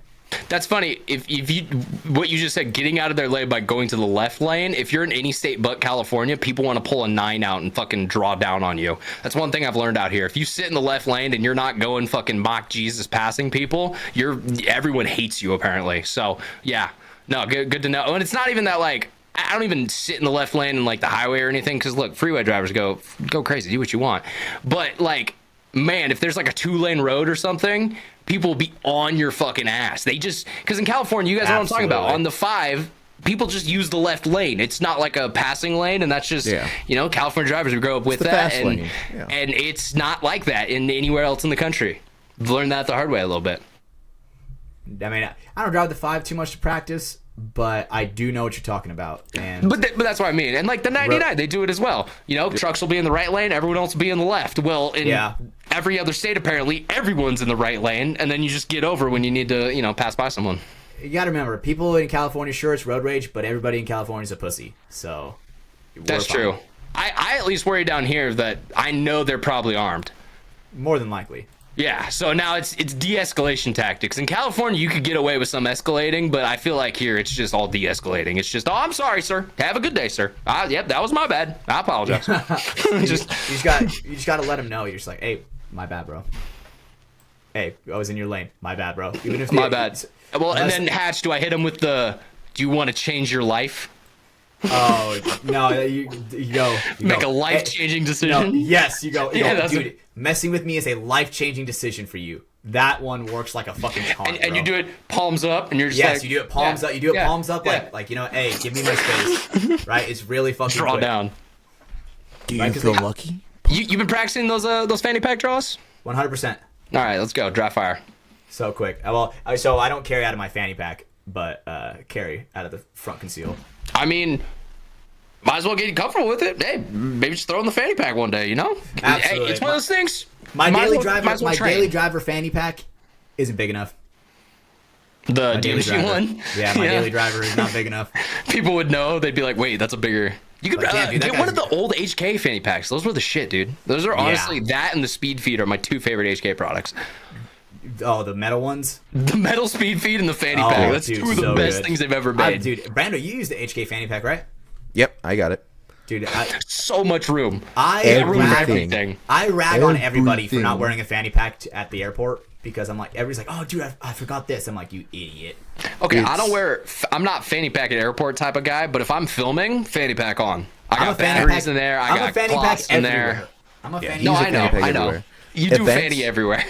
Dude, I fannied before it was even fucking cool. Now everybody's doing it. No, you didn't. No, you didn't. I was fannying in high school. I swear to fucking God. In high school, we were fucking, our whole fucking team, our cheer team, I get it, we're fucking gay. Our cheer team, we all had matching fucking fanny packs, all right, bro? And that shit, it was clutch. You could throw your phone in there, maybe some chapstick. It didn't really fit anything else. Dude, sometimes you just look like a fucking chump when you're digging through your pockets. You know? I want it right here so I can just boom, pull, and, you know, do plus, whatever I need to do with it. Like, at least for me, if I somehow go to Rome and I got to deal with pickpocketers, you know what I'm saying? Dude, you're already good. It's just going to be my front. Good luck, buddy. Good luck getting it without a fist in your face. You know what I'm saying? I mean, they still will. They still will. They will. But not without a fist in the face. Well, you won't know about it. I'm just saying, you're going to check that fanny pack, you know, a mile later, and you're going to be like, where's my wallet, my phone, my keys, my ID, my passport? I'm dead. You know what? I would love to see them try. No, all you got to do, and I've learned this from Assassin's Creed, if someone is doing something around you don't like, you just yell very loudly, Assassino! Assassino! Assassino! The guards come running. That's what I've learned about Italy. That's real, right? Dude, I mean... Thank you, Ubisoft. Cue the Assassin's Creed music. It's like, that is real. That is, yes, 100%. Every time if I'm on top of a building and I see a hay bale below it, you better bet your ass I'm full sending. And that reminds me of the other guys, man. Yep. When they jump off the building, he's like, think what I'm thinking, aim for the bushes. Aim for the bushes. And then they jump and they die because they're humans. That one guy from One Direction. Were you talking about Liam Payne? Maybe. What? Okay, we were talking about people jumping off a building, and you said that one guy from One Direction. The one guy from One Direction. Aim for the bushes. Yeah, that's not. No. That's okay. What? We're fine. They're fine. I made that joke. You need to explain yourself, Hash. I made that joke I made that joke day one when he died, so it's okay. He didn't die by jumping. What did he die from? It was ODing. It was very painful, though. I mean, all I saw. You guys are confusing me right now. Now we gotta get into some real conspiracies on how he died. I'm talking about Liam Payne. Yeah, I thought he died from an OD. No, he died from an OD. I thought he did jump too. I'm pretty pretty sure he OD'd. I thought he just had I'm pretty drugs sure in he his jumped system. from a balcony. All right, Okay, well let's maybe see. he had drugs in his system too. Or maybe... Either way, this shows you how much I care about Liam Payne because I blacked this from my memory, and I know it wasn't all that long ago we talked about it on the show. So sorry, Liam. Rest in peace, man. Maybe love One strip Direction. that down for me. Oh. Dude, Wait. I didn't know you were that big of a Do you know One what other Direction fan. artist is on Liam Payne's? No, I'm not. Okay, I'm not, Hatch. Do you know Justin that Bieber? song, Busted Down for Me by Yeah. Liam Payne? Yeah. Do you know what else is on that song? Quavo. Oh. Isn't Quavo the amigo that passed away too? I know one of them did. Unfortunately, I can't remember his name off the top of my head. Was it? Because I know it's like it Offset? Takeoff, Quavo, and Offset. Was it Offset who died? Okay, No, so I maybe think I'm saying Offset's that the wrong. one with- I think I said Offset's that the would have one been with Cardi crazy B. if Liam Payne and the Quavo, like the guy who was on that song, also died. That would have been insane. Conspiracy. I'm telling you. They're Dude, killing honestly, out the I'm more of a big celebrities. time Rush guy. So until one of those guys passes, I'm okay. I'm more of a big time Rush guy. Hatch, no one's listened to that band since Nickelodeon in 2008. Chill out, bro. I listen. And also, I'm gonna be honest, the better listen to it, Nickelodeon bro. band was fucking Drake Bell and Josh Peck with fucking You Found a Way, You Found a Way. You're crazy for thinking that If you one hit wonder. open up your mind. Dude, BTR had so many bangers, bro. You're crazy. It's gonna take some time to realize. Yeah, what I mean? so I learned You that Drake can't Bell. tell me that's No, I learned wrong. that Drake Bell is actually an asshole about it. So it's realign, right? That's the lyric. Yes, It's, no, but it's so- realize. It's gonna take some time to to realize. realize. I will always look at it as realize, but he is like, it's realign. He stopped the Realign, concert. yeah. He stopped the concert. Yeah. Like, it's realign, everybody. It's like, bro, no one from Big Time Rush would ever do that. Yeah, no, but that song's a banger. That was my alarm clock for a little bit. I just threw that on because every time Really? I'd wake up to, I found a way, I found a way. Dude, you And I know was what? just Maybe I like, should make yeah, that my let's get the alarm, day dude. going. I never thought that That'd be so simple, but Oh, I found dude, a way. We're gonna get copyrighted. We're gonna get copywritten for sure. We've been doing too many songs tonight, guys. We've been in a musical mood. This is over. actually the musical episode of FTS. Didn't know we would be bringing one to you guys just yet, but it's Yeah. like Buffy the Vampire Slayer. Dude, I missed that show. That was a good show back in the day. Hey, the Now that Buffy it's musical episode is one now of the that best. I'm like way older, and I'm like, if I were to watch it, I'm like, bro, that shit is so low production value. Well, yeah, all TV from back in that day was. That's why it was So TV. crazy. Okay, so you guys ready? You guys ready for that next question? Yeah. No, I guess we can go to that. Your next hypothetical. All right, it's not a Just gonna hypothetical. suck up time. It's not really any sort of substance. I think this will have some substance because I want you guys to elaborate on it. All right, so is it rude or not? Reclining on a plane. Yes Yeah, or it's no? 100% rude. So what makes it rude? Really? What makes it rude is the fact that people like me exist, and my knees are hitting your seat if I'm just sitting there regularly. So if you recline, it's literally I have negative room to actually sit in my chair now. Right. So what if? So and what people if are you, gonna say, well, then you recline. No, because I'm just gonna do it to the guy behind me. Like, no, fuck that. I've stopped personally- people from reclining before, because no, fuck you. Are you in first class? No, your seat doesn't recline. And I'm not a I don't hypocrite 'cause recline I don't do it myself. myself. Again, because it's like, fuck that. I don't recline myself, but if there was a seat that's empty behind me, hell yeah, I'm reclining. Well, that's different too. My biggest thing is I don't. Or if I have like a little kid that's in like a car seat behind me, I'll recline. It's not like Well, they're yeah. gonna do anything. The thing, I've had kids then who sit behind you and they just kick your fucking chair the whole time, and if you recline, it almost makes it worse. That's rough. Yeah, I don't know, dude. I just feel like if you recline on a plane, you're a very selfish person. I feel like it says a lot about you as a person. Okay. You know, Are you biased Because you're not thinking about the person behind you who you're also making their life miserable, so you get your 3 inches of, a little more comfort. you know, It's not even enough for me. it's there. It's a feature to use. Do I like it? How tall are you, I'm- Brandon? That's the thing. Like, whatever. See, this is where you the know? biasm comes This because is you're tall. where- yep. This is where the bias But- comes because you're No, tall. and I'll But be it's there. honest, because I'll say when someone reclines their seat in front of you, Brandon, it doesn't physically make you uncomfortable for the next 3 hours of your flight. At that point, my knees are now dug into something until they decide to unrecline. Well, when they recline, I can no longer put my head on the table. You know, I can't. Yeah, because that's something I can do anyways, just at a normal time. Is just, just fold into the table that's in front of me. Because I'm a midget like you too, Brandon. Yeah. No, dude. I just I don't know. I've flown on planes a lot. I get wanting to recline your chair. It just doesn't do anything. It makes the person's life behind you miserable. Nah, fuck that. Yeah, I always thought they were assholes when as soon as they sit down they recline. Oh yeah, that's horrible too. Because hey, you're not even supposed to be reclined before takeoff. Come on, let's follow TSA's instructions, people. All right, absolutely. We're supposed to get to at least 5,500 feet before we recline back or something like that. 5,500 feet. No, that's cruising altitude, right? Isn't that the whole thing? Cruising altitude is. Yeah, it's like 78,000 million feet. Yeah, something like that.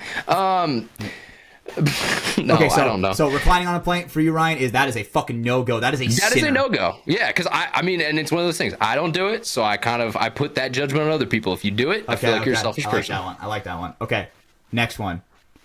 Sending food back. What is the threshold where it becomes rude? Well, again, as someone who's worked in food service, you're picking very centered ones towards me that I have personal experience with. This guy thinks it was all towards you, Ryan. I swear, these are all off the dome. It feels like that, bro. Because my thing always is, if it's like an incorrect dish, okay, send it back. Obviously, it's not even close to being right. If it's like you asked for something removed and they left it on, like you got onions off your burger and they left onions on. Be a fucking adult and pull the onions off. Don't make them fucking do it themselves. I look at it like this. Once it becomes that threshold where it's a liquid, where it's like, hey, I know a burger with no ketchup, and there's ketchup, bro, you can't scrape liquid off. I see what you're saying there. I still feel like you can't take the mayonnaise out of the egg salad.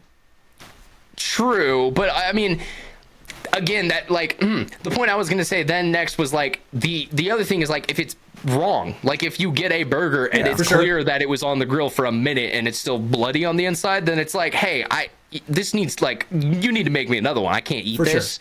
Or getting it well done. If you get well done, you deserve to be in prison. Well, yeah, you're just ruining a steak that way. So that's rude to get it well done, honestly.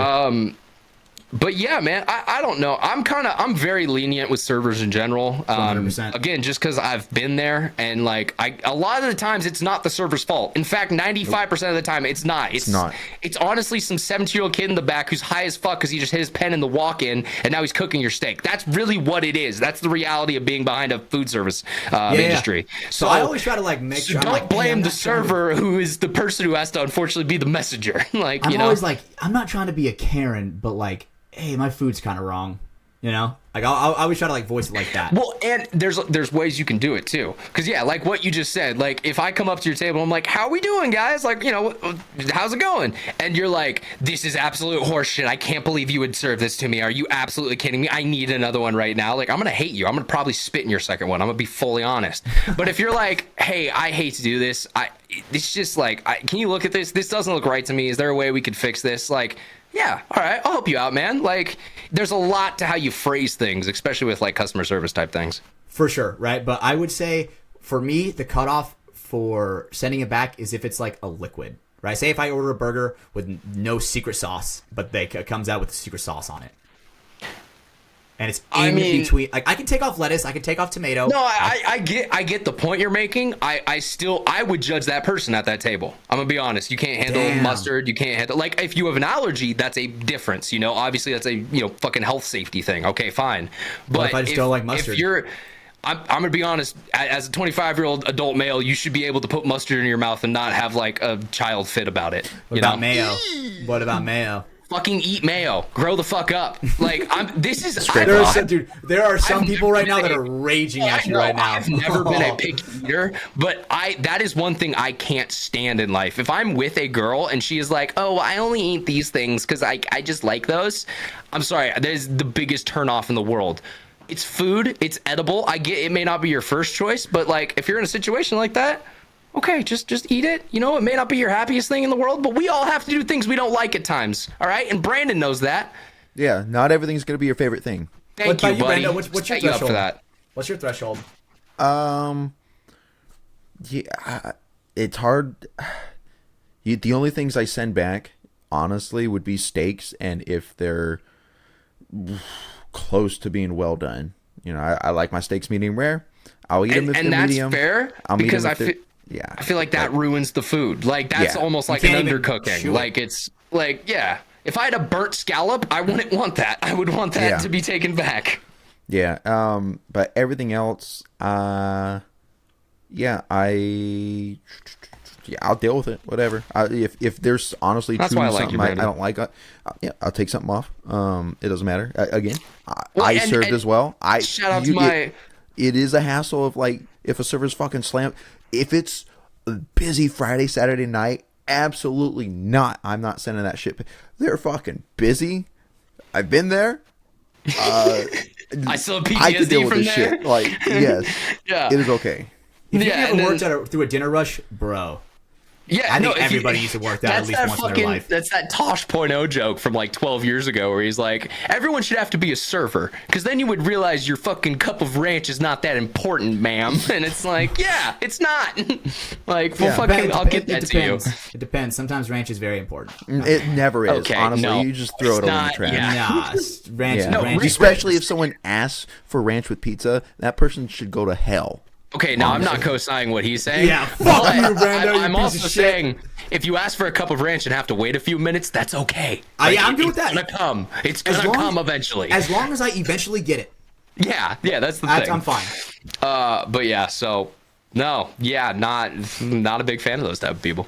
Okay, you ready? You ready for this? This will be a reoccurring thing, but last one for the night. All right. Okay. I don't want to do these every week because it's kind of like this is reoccurring every once in a while. Hypotheticals. Yeah. I got you. All right. So, is it rude or not? Talking on your phone in public on speaker. Yes. Okay. So, I'm not going into this one though. I can't touch this one. Not on the pre-show. Yeah. So what? Okay. What are you imagining, Hatch? Yeah. What are you imagining, Hatch? I'm imagining a person right behind me in the grocery store line that is like I can hear the other person. What do you talking. think their favorite sport is, Hatch? Badminton? Maybe. Lacrosse? No, definitely not that one. I think that one would not be. Oh. You're thinking too high class, I think, for the type of people that I think that you're talking about in your hypothetical. What's that one sport where it's like from like the Mayans where they hit their hip on the ball and they hit it through the little ring? So it's that, but the modern version. I'm forgetting the name right now. What's the name of that sport, Hatch? That usually. Soccer. It's played. No. It's another single ball game with teams running after it, but there's two like hoops at the end of the court, I think, or nets. I think you're talking about field goals. Football, the other American football. No, because that's also football, but it's also football. No, it's the other one. It's like Quidditch, right? There's something like a basket, maybe. You're right. Like something like that. Bowling. You ruined this bit, Atch. You could have just said basketball about 20 minutes ago and it would have been hysterical.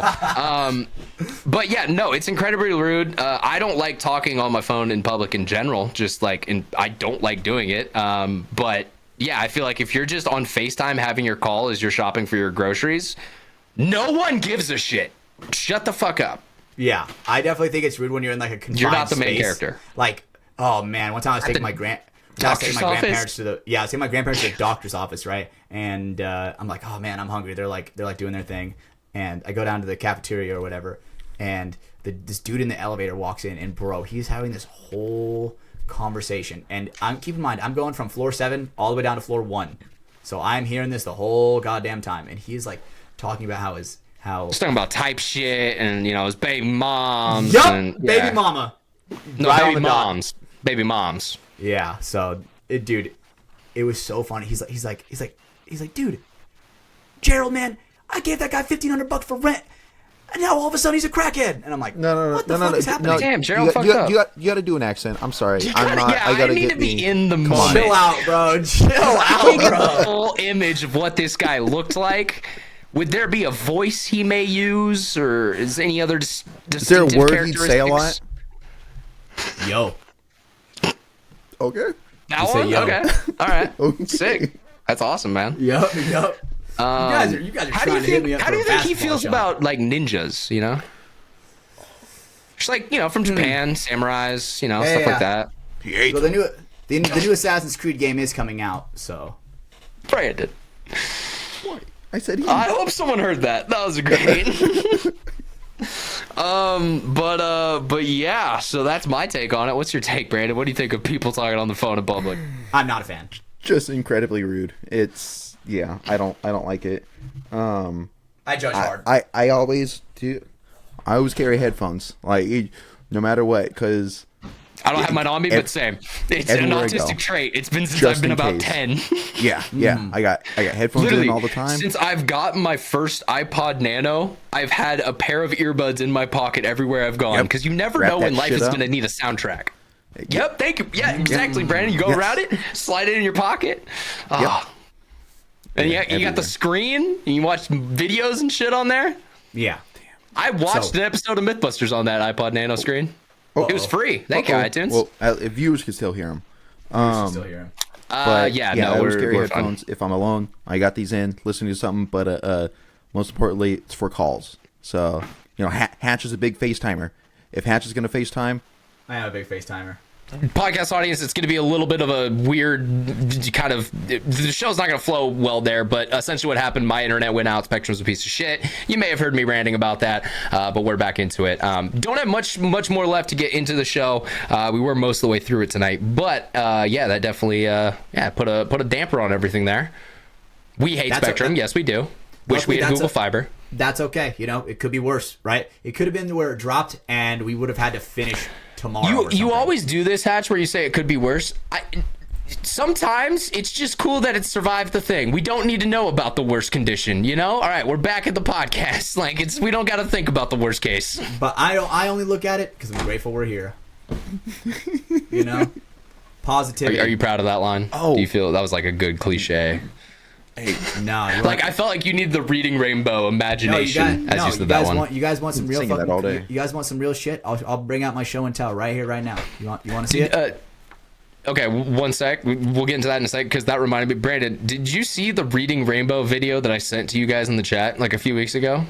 Where it has DMX ad-libs added into it? Oh, yes. Reading Rainbow! And then it says some DMX stuff that I can't repeat live on the pod, but it's fucking hilarious when you listen to it. So, yeah, I just wanted to bring that up. If you haven't heard it, look up Reading Rainbow DMX. It's fucking hilarious. All right, continue.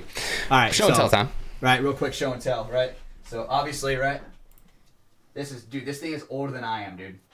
So, this is my grandfather's plaque from a long, dude. From the Freemasons. 1969. 1969. Right, so this is his. Great. There's some dust on it. It's been, right. So he was the president of the Optimist Club, the president of the Optimist Creed, right? And so this is basically a thing. Freemasons.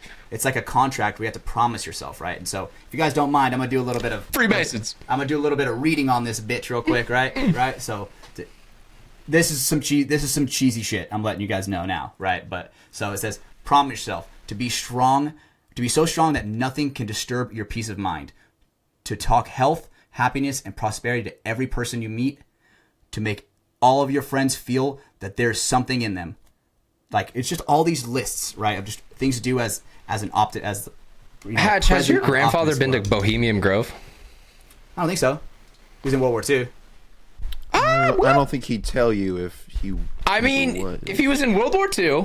If he was in a community like this, he's not that far from, Walt Disney, who was a Freemason, who froze his head waiting for the next time. So I'm waiting for my Freemason money then, bro.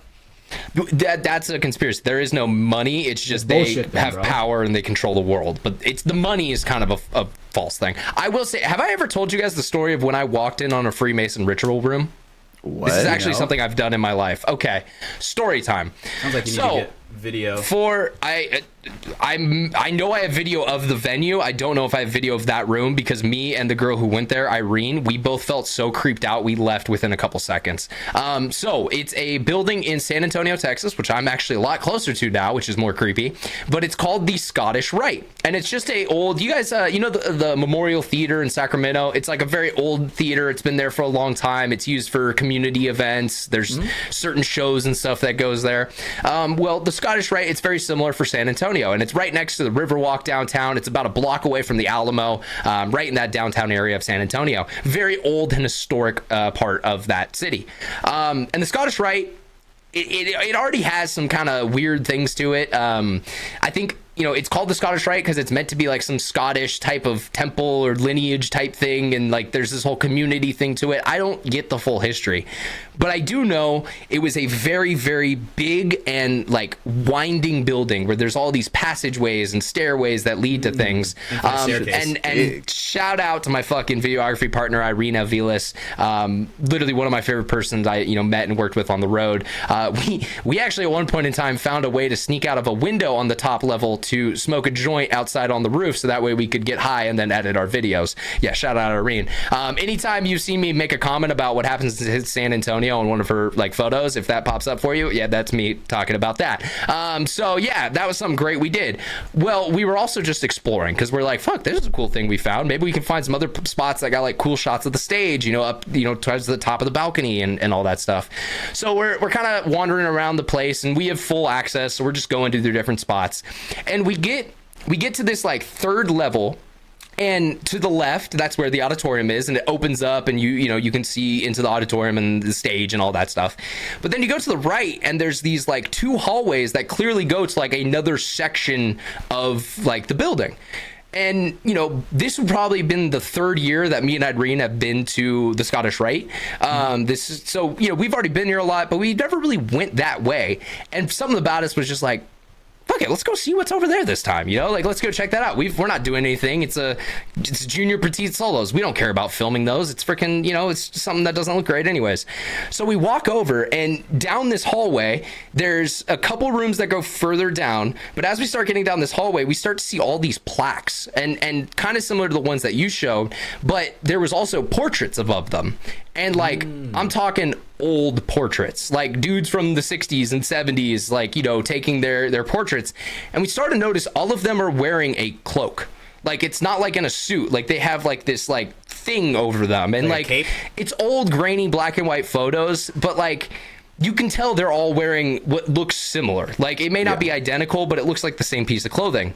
And so me and Irene were just like, okay, that's fucking weird. Maybe it's something we don't fully understand. But what we did notice is at the end of this hallway, there was a door that at the end of the hallway, there was a door that led behind the room where, so like, say all these portraits are on a wall, there was like a room behind that, and that doorway led into that room. And so we're like, oh yeah, let's go see what's over there. Maybe it leans over like the lobby or something, and there's like a cool shot of like people walking in through the front doors. Like, that would be cool for the video. And so we walk in there. I shit you not, dude, it was a Freemason throne room. And by that, I mean there was a throne at the front that was on a pedestal higher than all the others. There was multiple seats along the sides, along the walls, all like wooden chairs, but definitely like ornate. Like, you could tell there was like carving in them, and they were well made. Like, I guess, I mean, yeah, they could have been plastic. I didn't put my hands on them, but they looked from a distance like they were like well crafted and made. And man, I'm feeling it right now.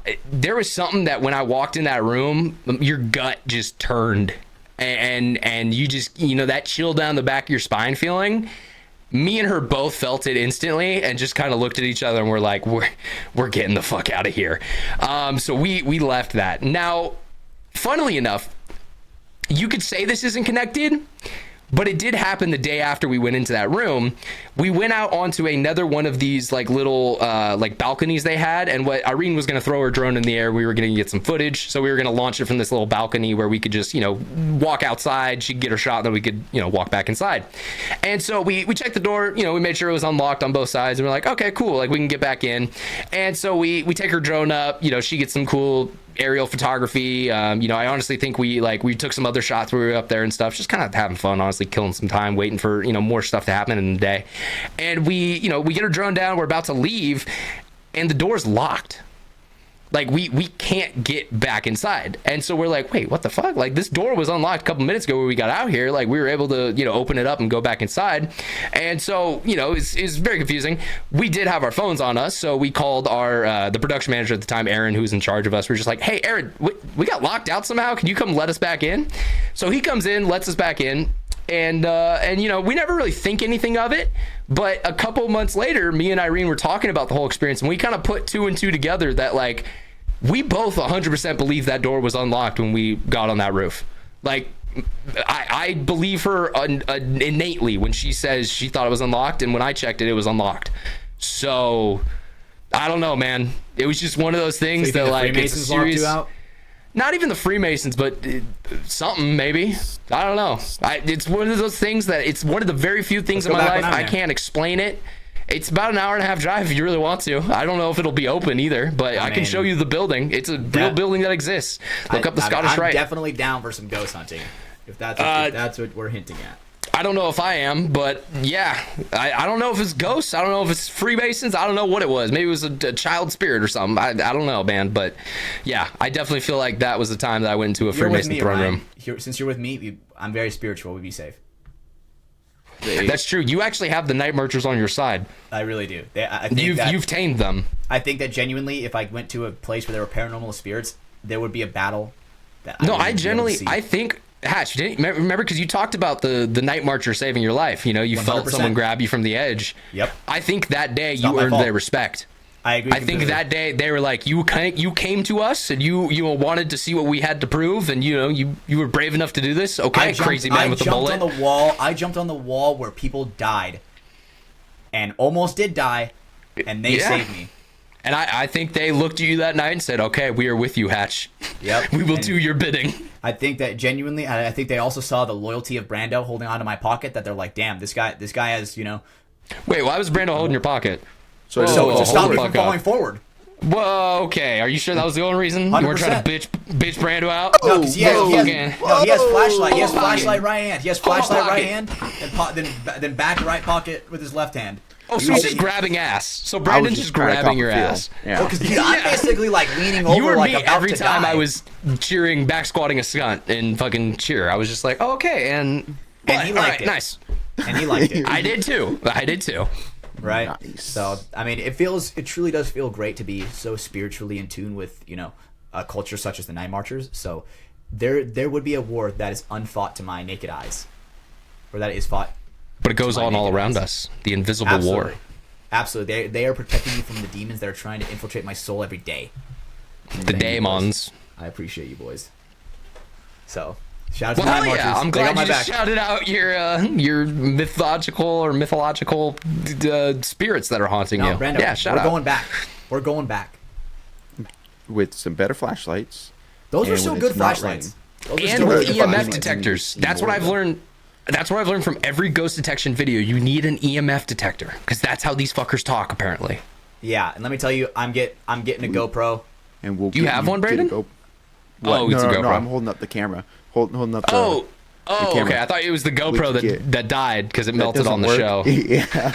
No, we're getting footage of this next time. We're getting real footage. By the way, I don't know if we ever talked about it on the show. The reason Brandon went back to his shitty laptop webcam is because his GoPro literally melted and died during one of our episodes. It got so hot inside of his, Stockton home. I'm pretty sure that weekend, honestly, I think it got fried at the field, because that practice was the summer practice, right? No, no. If it got fried, it was here in the house. Really? Yeah, because that was the episode. I remember Brandon complaining. He was like, "I'm sweating, guys. Like, we got to get out of this show." And then his camera froze, and it never came back. Oh, it's so much easier. Yeah, wintertime recording is chill, nice. like 66 today. It was nice.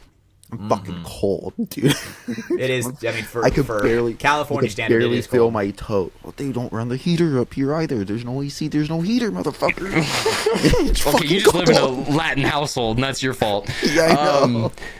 No, dude, I've gotten used to the cold a little bit better. Now, if it's not 30 or 40, I can, sweatshirt and pair of pants. We're fine. It's completely fine. It's not that cold. I'd rather have it cold than hot. So yeah, no, I agree. Especially with this fucking laptop that is a goddamn space heater, bro. Like that, plus the lights during the show. Like I'm in a t-shirt. It's a comfy temperature in here right now. Yeah, I will say I recently cleaned out my computer. Like went into it and took all the dust out and everything. And dude, it runs so much faster. So much not as hot, bro. Like, yeah, you can tell she ain't huffing and puffing anymore. It is crazy, man. Hey, if you think you're lagging out in a lot of your games recently, when was the last time you cleaned your computer? It will fucking make a difference. Just don't put a vacuum in there. I've seen people want to do that, and that's not how you can clean it. That's how you short it out. Make sure that because sometimes when you're putting the pressurized air into the fans, that shit'll run power, even though you're unplugged and everything. So that's kind of a myth. You're not going to get it to spin fast enough in reverse that you're going to make it into a inverter, which is what happens. But what will happen, and I've done this myself, is you'll fuck up the bearings inside the fan because they'll be spun the wrong way, so they'll get kind of out of alignment, and then it will just be a very noisy and like annoying time anytime that fan wants to go.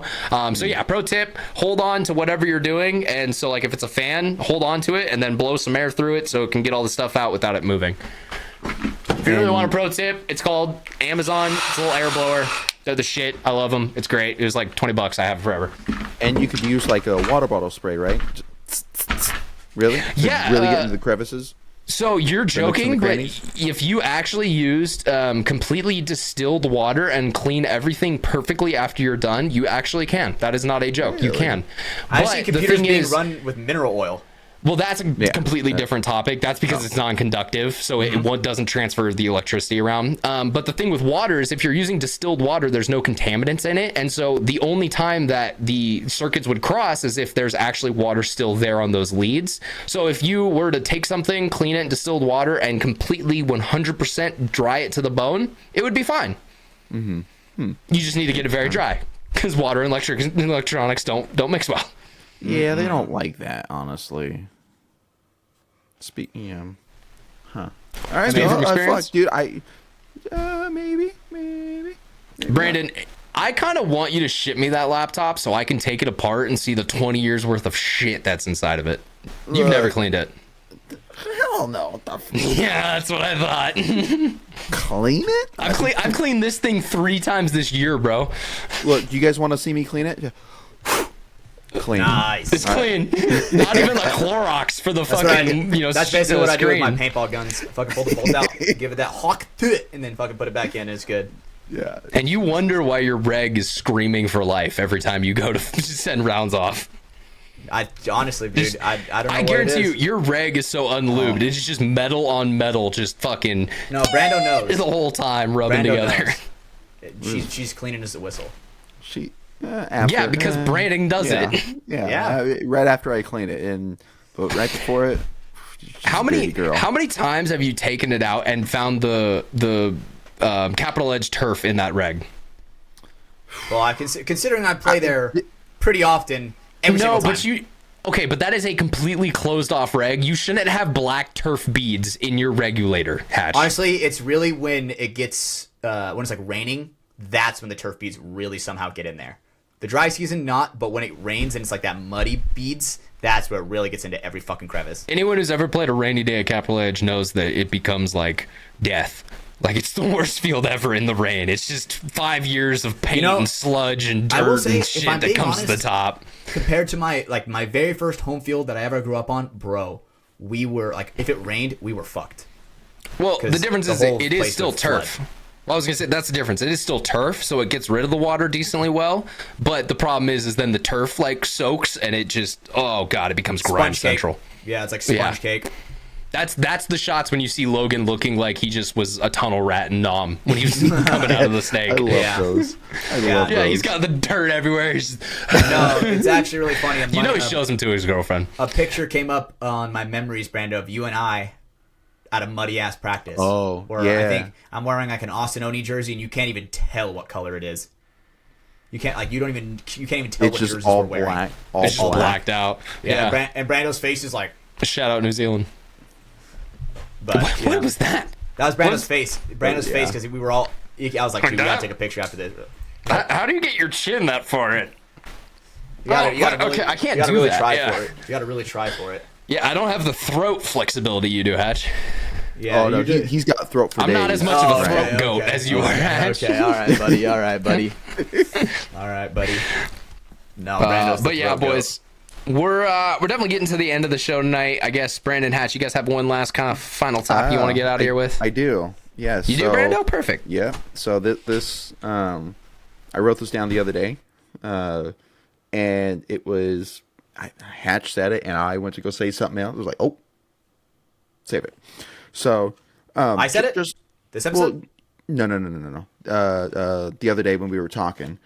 Okay. And yes, I know. Yeah, it was just a realization of like, damn, like I feel like we've kind of hit on it early on in the podcast, but it just it all hit, right, the other day.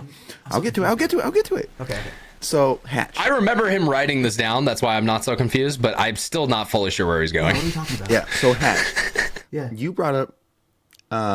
You came to DMG after the 2017 season, right? When they won the pro spot. Yeah. And you were like inspired to join the camp after watching the Road to Cup.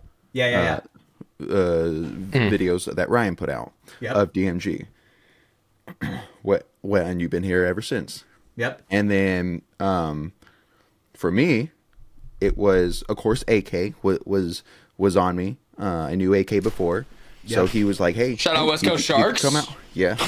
He's like, hey, you could come on. Like, when you going to make the jump? But it wasn't until watching. Fucking sandbagging D5. Dude. I remember watching you play that D5 event, Brando. I'll never forget it. He's technically ranked he was technically ranked D5. He was ranked D5. He was sandbagging. Not my fault. It was year 2. Whatever. But it was the Rebirth series, and then even more importantly, the backyard brawl of the D2 of the SAC event that really got me hooked. Of like, that was a fun one to do with him. Yeah, and Baines had already talked to me before I saw the video about coming on, trying out for that D2 He knew the squad. legacy, of course. So he's like, hey, and I told him like, no, after this, I committed to playing with this other team. Let me finish this out. I'll join next year. But when I saw that, I was like, dude, I can't fucking wait. And talking to Evan Fernandez afterwards, like, it got me pumped to join the camp. So, in essence, and now we're all here on a podcast. Absolutely. Right? In all that started, you could give the credits to you, Ryan, of following that 2017 semi-pro DMG team for winning their pro spot, and then that's where the ball kind of rolled. I don't know. It was Absolutely, just like a cool connecting. Well, the and dots. it's crazier too if you expand that out further. The way that I got into the tournament side of paintball, it should have never happened. Like I was a rec player. I was out in the woods. I was enjoying paintball. I was enjoying watching it on PB Nation, but I never had a way to get in. One of the dudes that I danced with, one of my best friends growing up dancing, Jake Oxenham, he actually still has a YouTube channel up with all of the dances that we did from 2014 to 2016. They all exist. That will be post-show content in the near future. I'm just letting you guys know. I will embarrass myself because it's fucking hilarious to look back on now. Confidence, baby, not embarrassment. But Jake Oxenham, shout out to this dude. He went to a high school, Granite Bay High School, and at Granite Bay High School, he was very good friends with a guy named Avenir Vitikov. And if you guys can do the math, when I was, looking for things to film and I was just randomly thinking about it, I remember Jake kept telling me, yeah, I know this guy. He plays at this field in Sac, and like he travels for events and stuff. And I was always on the line of like, that's what I want to do. Oh shit, that's cool. So I went down to Sacramento, to Capital Edge, and they were having their 2v2 tournament day for the NXL 2v2 series that went on, it's 2017. Yeah, a few years ago. And so I ended up just, I ran into Av and kind of mentioned who I was, said I was friends with Jake, and, just started filming that day. And that's changed the whole course of my whole entire life. So it's really, it comes down to one, chance friend that I knew through dance out of anything that got me more into the actual like tournament side of paintball and not just being like an outside spectator. Damn. Yeah. See, that's... And for people who are newer to the podcast who don't know who Avenir Vitikov is, he was a former DMG pro player. He was on that line. He was playing with those guys for a long time before then, back when it was, the old dedication meets greatness, when it was meant to be like damage offsuit. And yeah, it was, he was around the field for a long ass time. So yeah, he's moved on. He's retired from the game. We were able to show that in Rebirth, thankfully. Him and Ivan did the jersey swap. My favorite episode of Rebirth, 100% hands down, is that Philly episode. The story that gets told in that episode is, but also it's one of those things I couldn't have written that ending. Like the everything that happens, and like I'm trying not to spoil it because if you haven't seen it, I just recommend you go and watch it. The interviews were great. There was some good comedy in there. Overall, it's one of my favorite and I think the best episode of Rebirth. Which is funny too because that was the episode where Tom Cole wouldn't let me film more than any of DMG's matches. That was a very hard episode for me to film because I got there under the guise from Dave Baines that I was going to have access to the media field, and Matt Ingalls pulled my credentials, so I wasn't able to film pro games until the point where I literally went up to Tom and I had a conversation with Tom, and I, explained to him what I was doing and all this stuff. And even then, he's like, "Well, why do you need to film? Like, why do you need to be on the field to film?" And I'm like, "Well, I'm telling these guys' story." And like, dude, that's probably where my chip on my shoulder for the whole paintball industry comes from. Because all along the way, every single time, guys said, "Fuck you, no." And I'm still here, and I'm still doing it. And I'm the third fucking largest podcast in this shit. And fuck all you guys. So yeah, thanks Hatch and Brandon. We wouldn't be here without you too. Yes, sir, baby. It all comes full circle, right? Because I remember sitting in a hotel with my friends on SenCal Alliance, and I was like, dude, I think I might try out for DMG after Cup, and they were like, do it, you have to. Like, they wanted to see me succeed so bad because they were like, dude, there's nothing for you here, right? So you can reach a plateau, but if you really want to, do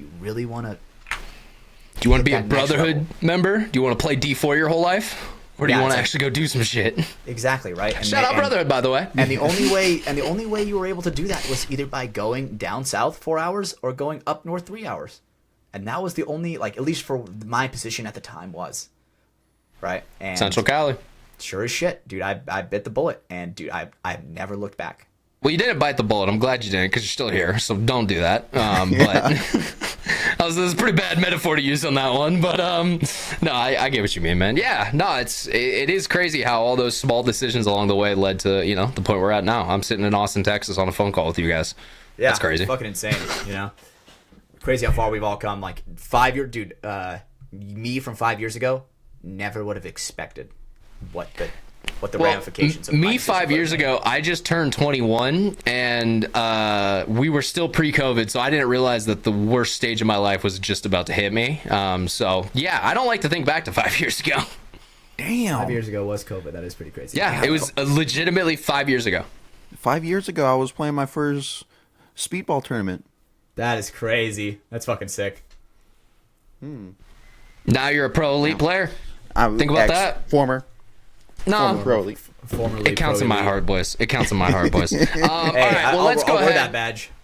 Let's bring this show on home, boys. Two things we gotta do every single week. It's the code word. What's that gonna be for this week, Catch? And I'll ping you so I can see it. Check that out. Titans can bleed. Titans got another I rollout. proved it this weekend. Hey, let me just say, dude, maybe we got some stuff to elaborate on after. We'll see. But we still have a post show. We can talk more. Exactly. So, hey, we'll have one thing we have to watch. So yeah, we got time to fill. But yeah, so Titans can bleed. That's the code word of the week. Cool guy of the week, Brando. Who's the cool guy of the week this week? Cool guy of the week. I don't know if this guy was previous, but doesn't seem too familiar. But Calamar White. All right.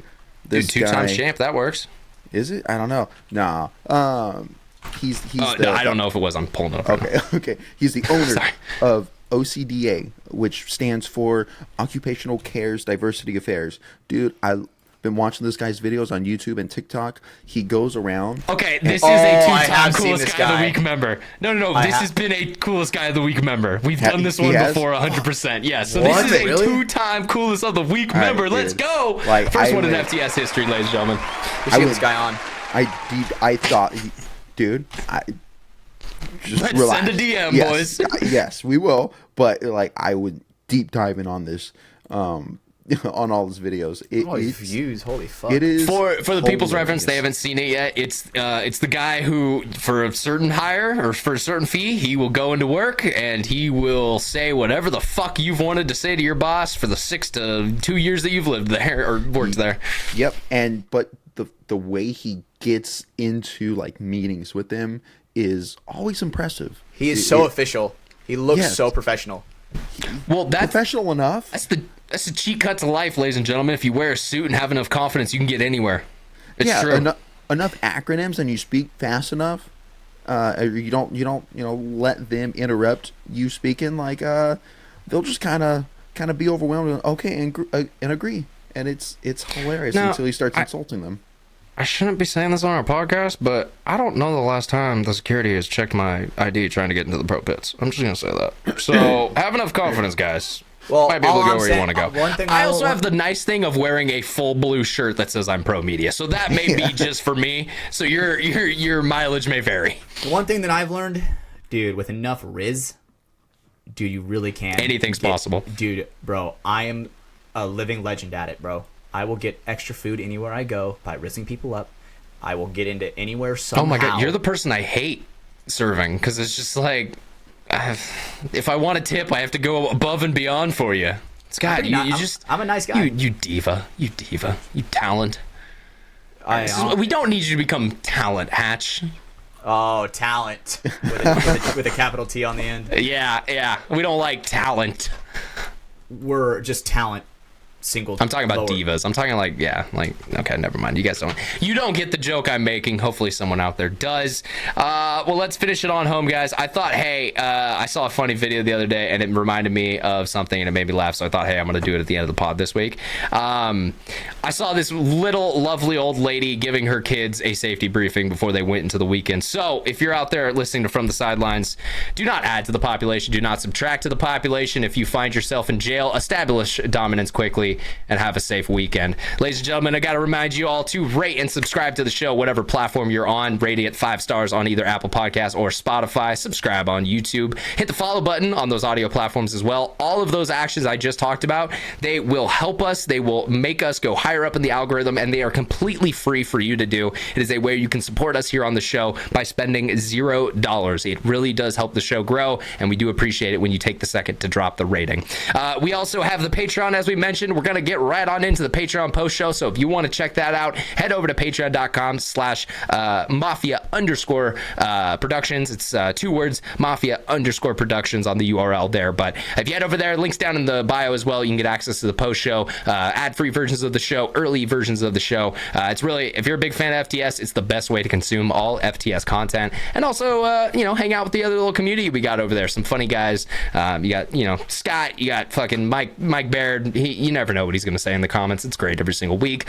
And so moving forward, merch website, it's still down. X6 Velo label are still working on getting things revamped. We are also working on merchandise drops for the first event itself, so stay tuned on the lookout for those. Things have been in the works and we're excited to bring those out. And last but not least, guys, we got a couple sponsors that put the show on the air. Liquid IV, we appreciate them and their hydration and their support. Use code Mafia_Moffitt to save 20% off and get free shipping at their website. NECTR Energy, NECTR. If you want an awesome little energy pouch, go head over to NECTR.energy. Promo code Mafia Productions, all one word, Mafia Productions. And then last but not least, Welt's Clothing. Grab yourself a drop. Welt's Wednesday. It's going to be tomorrow, so go check it out. Welt's Wednesday, promo code FTS at checkout. All right, boys. Well, that's everything. We did the safety brief. We got the code word. We got the cool guy. We got through a lot of things. I loved this show. We were very funny in the beginning. Very proud of that. I hope you guys enjoyed listening to it out there. But we're going to take this momentum and we're going to keep going into the post show. So, Hatch, I think it is no, not just yet, because I forgot the thing I do, because I'm trying to pull open OBS so we can actually record the post show. But for Brando Baird and for Stephen Hatch, my name is Ryan Mafia Moffitt. This has been episode number 131 of From the Sidelines, and we're gonna see you guys on the next one. Hatch, do that thing you do. Bye. See you guys later.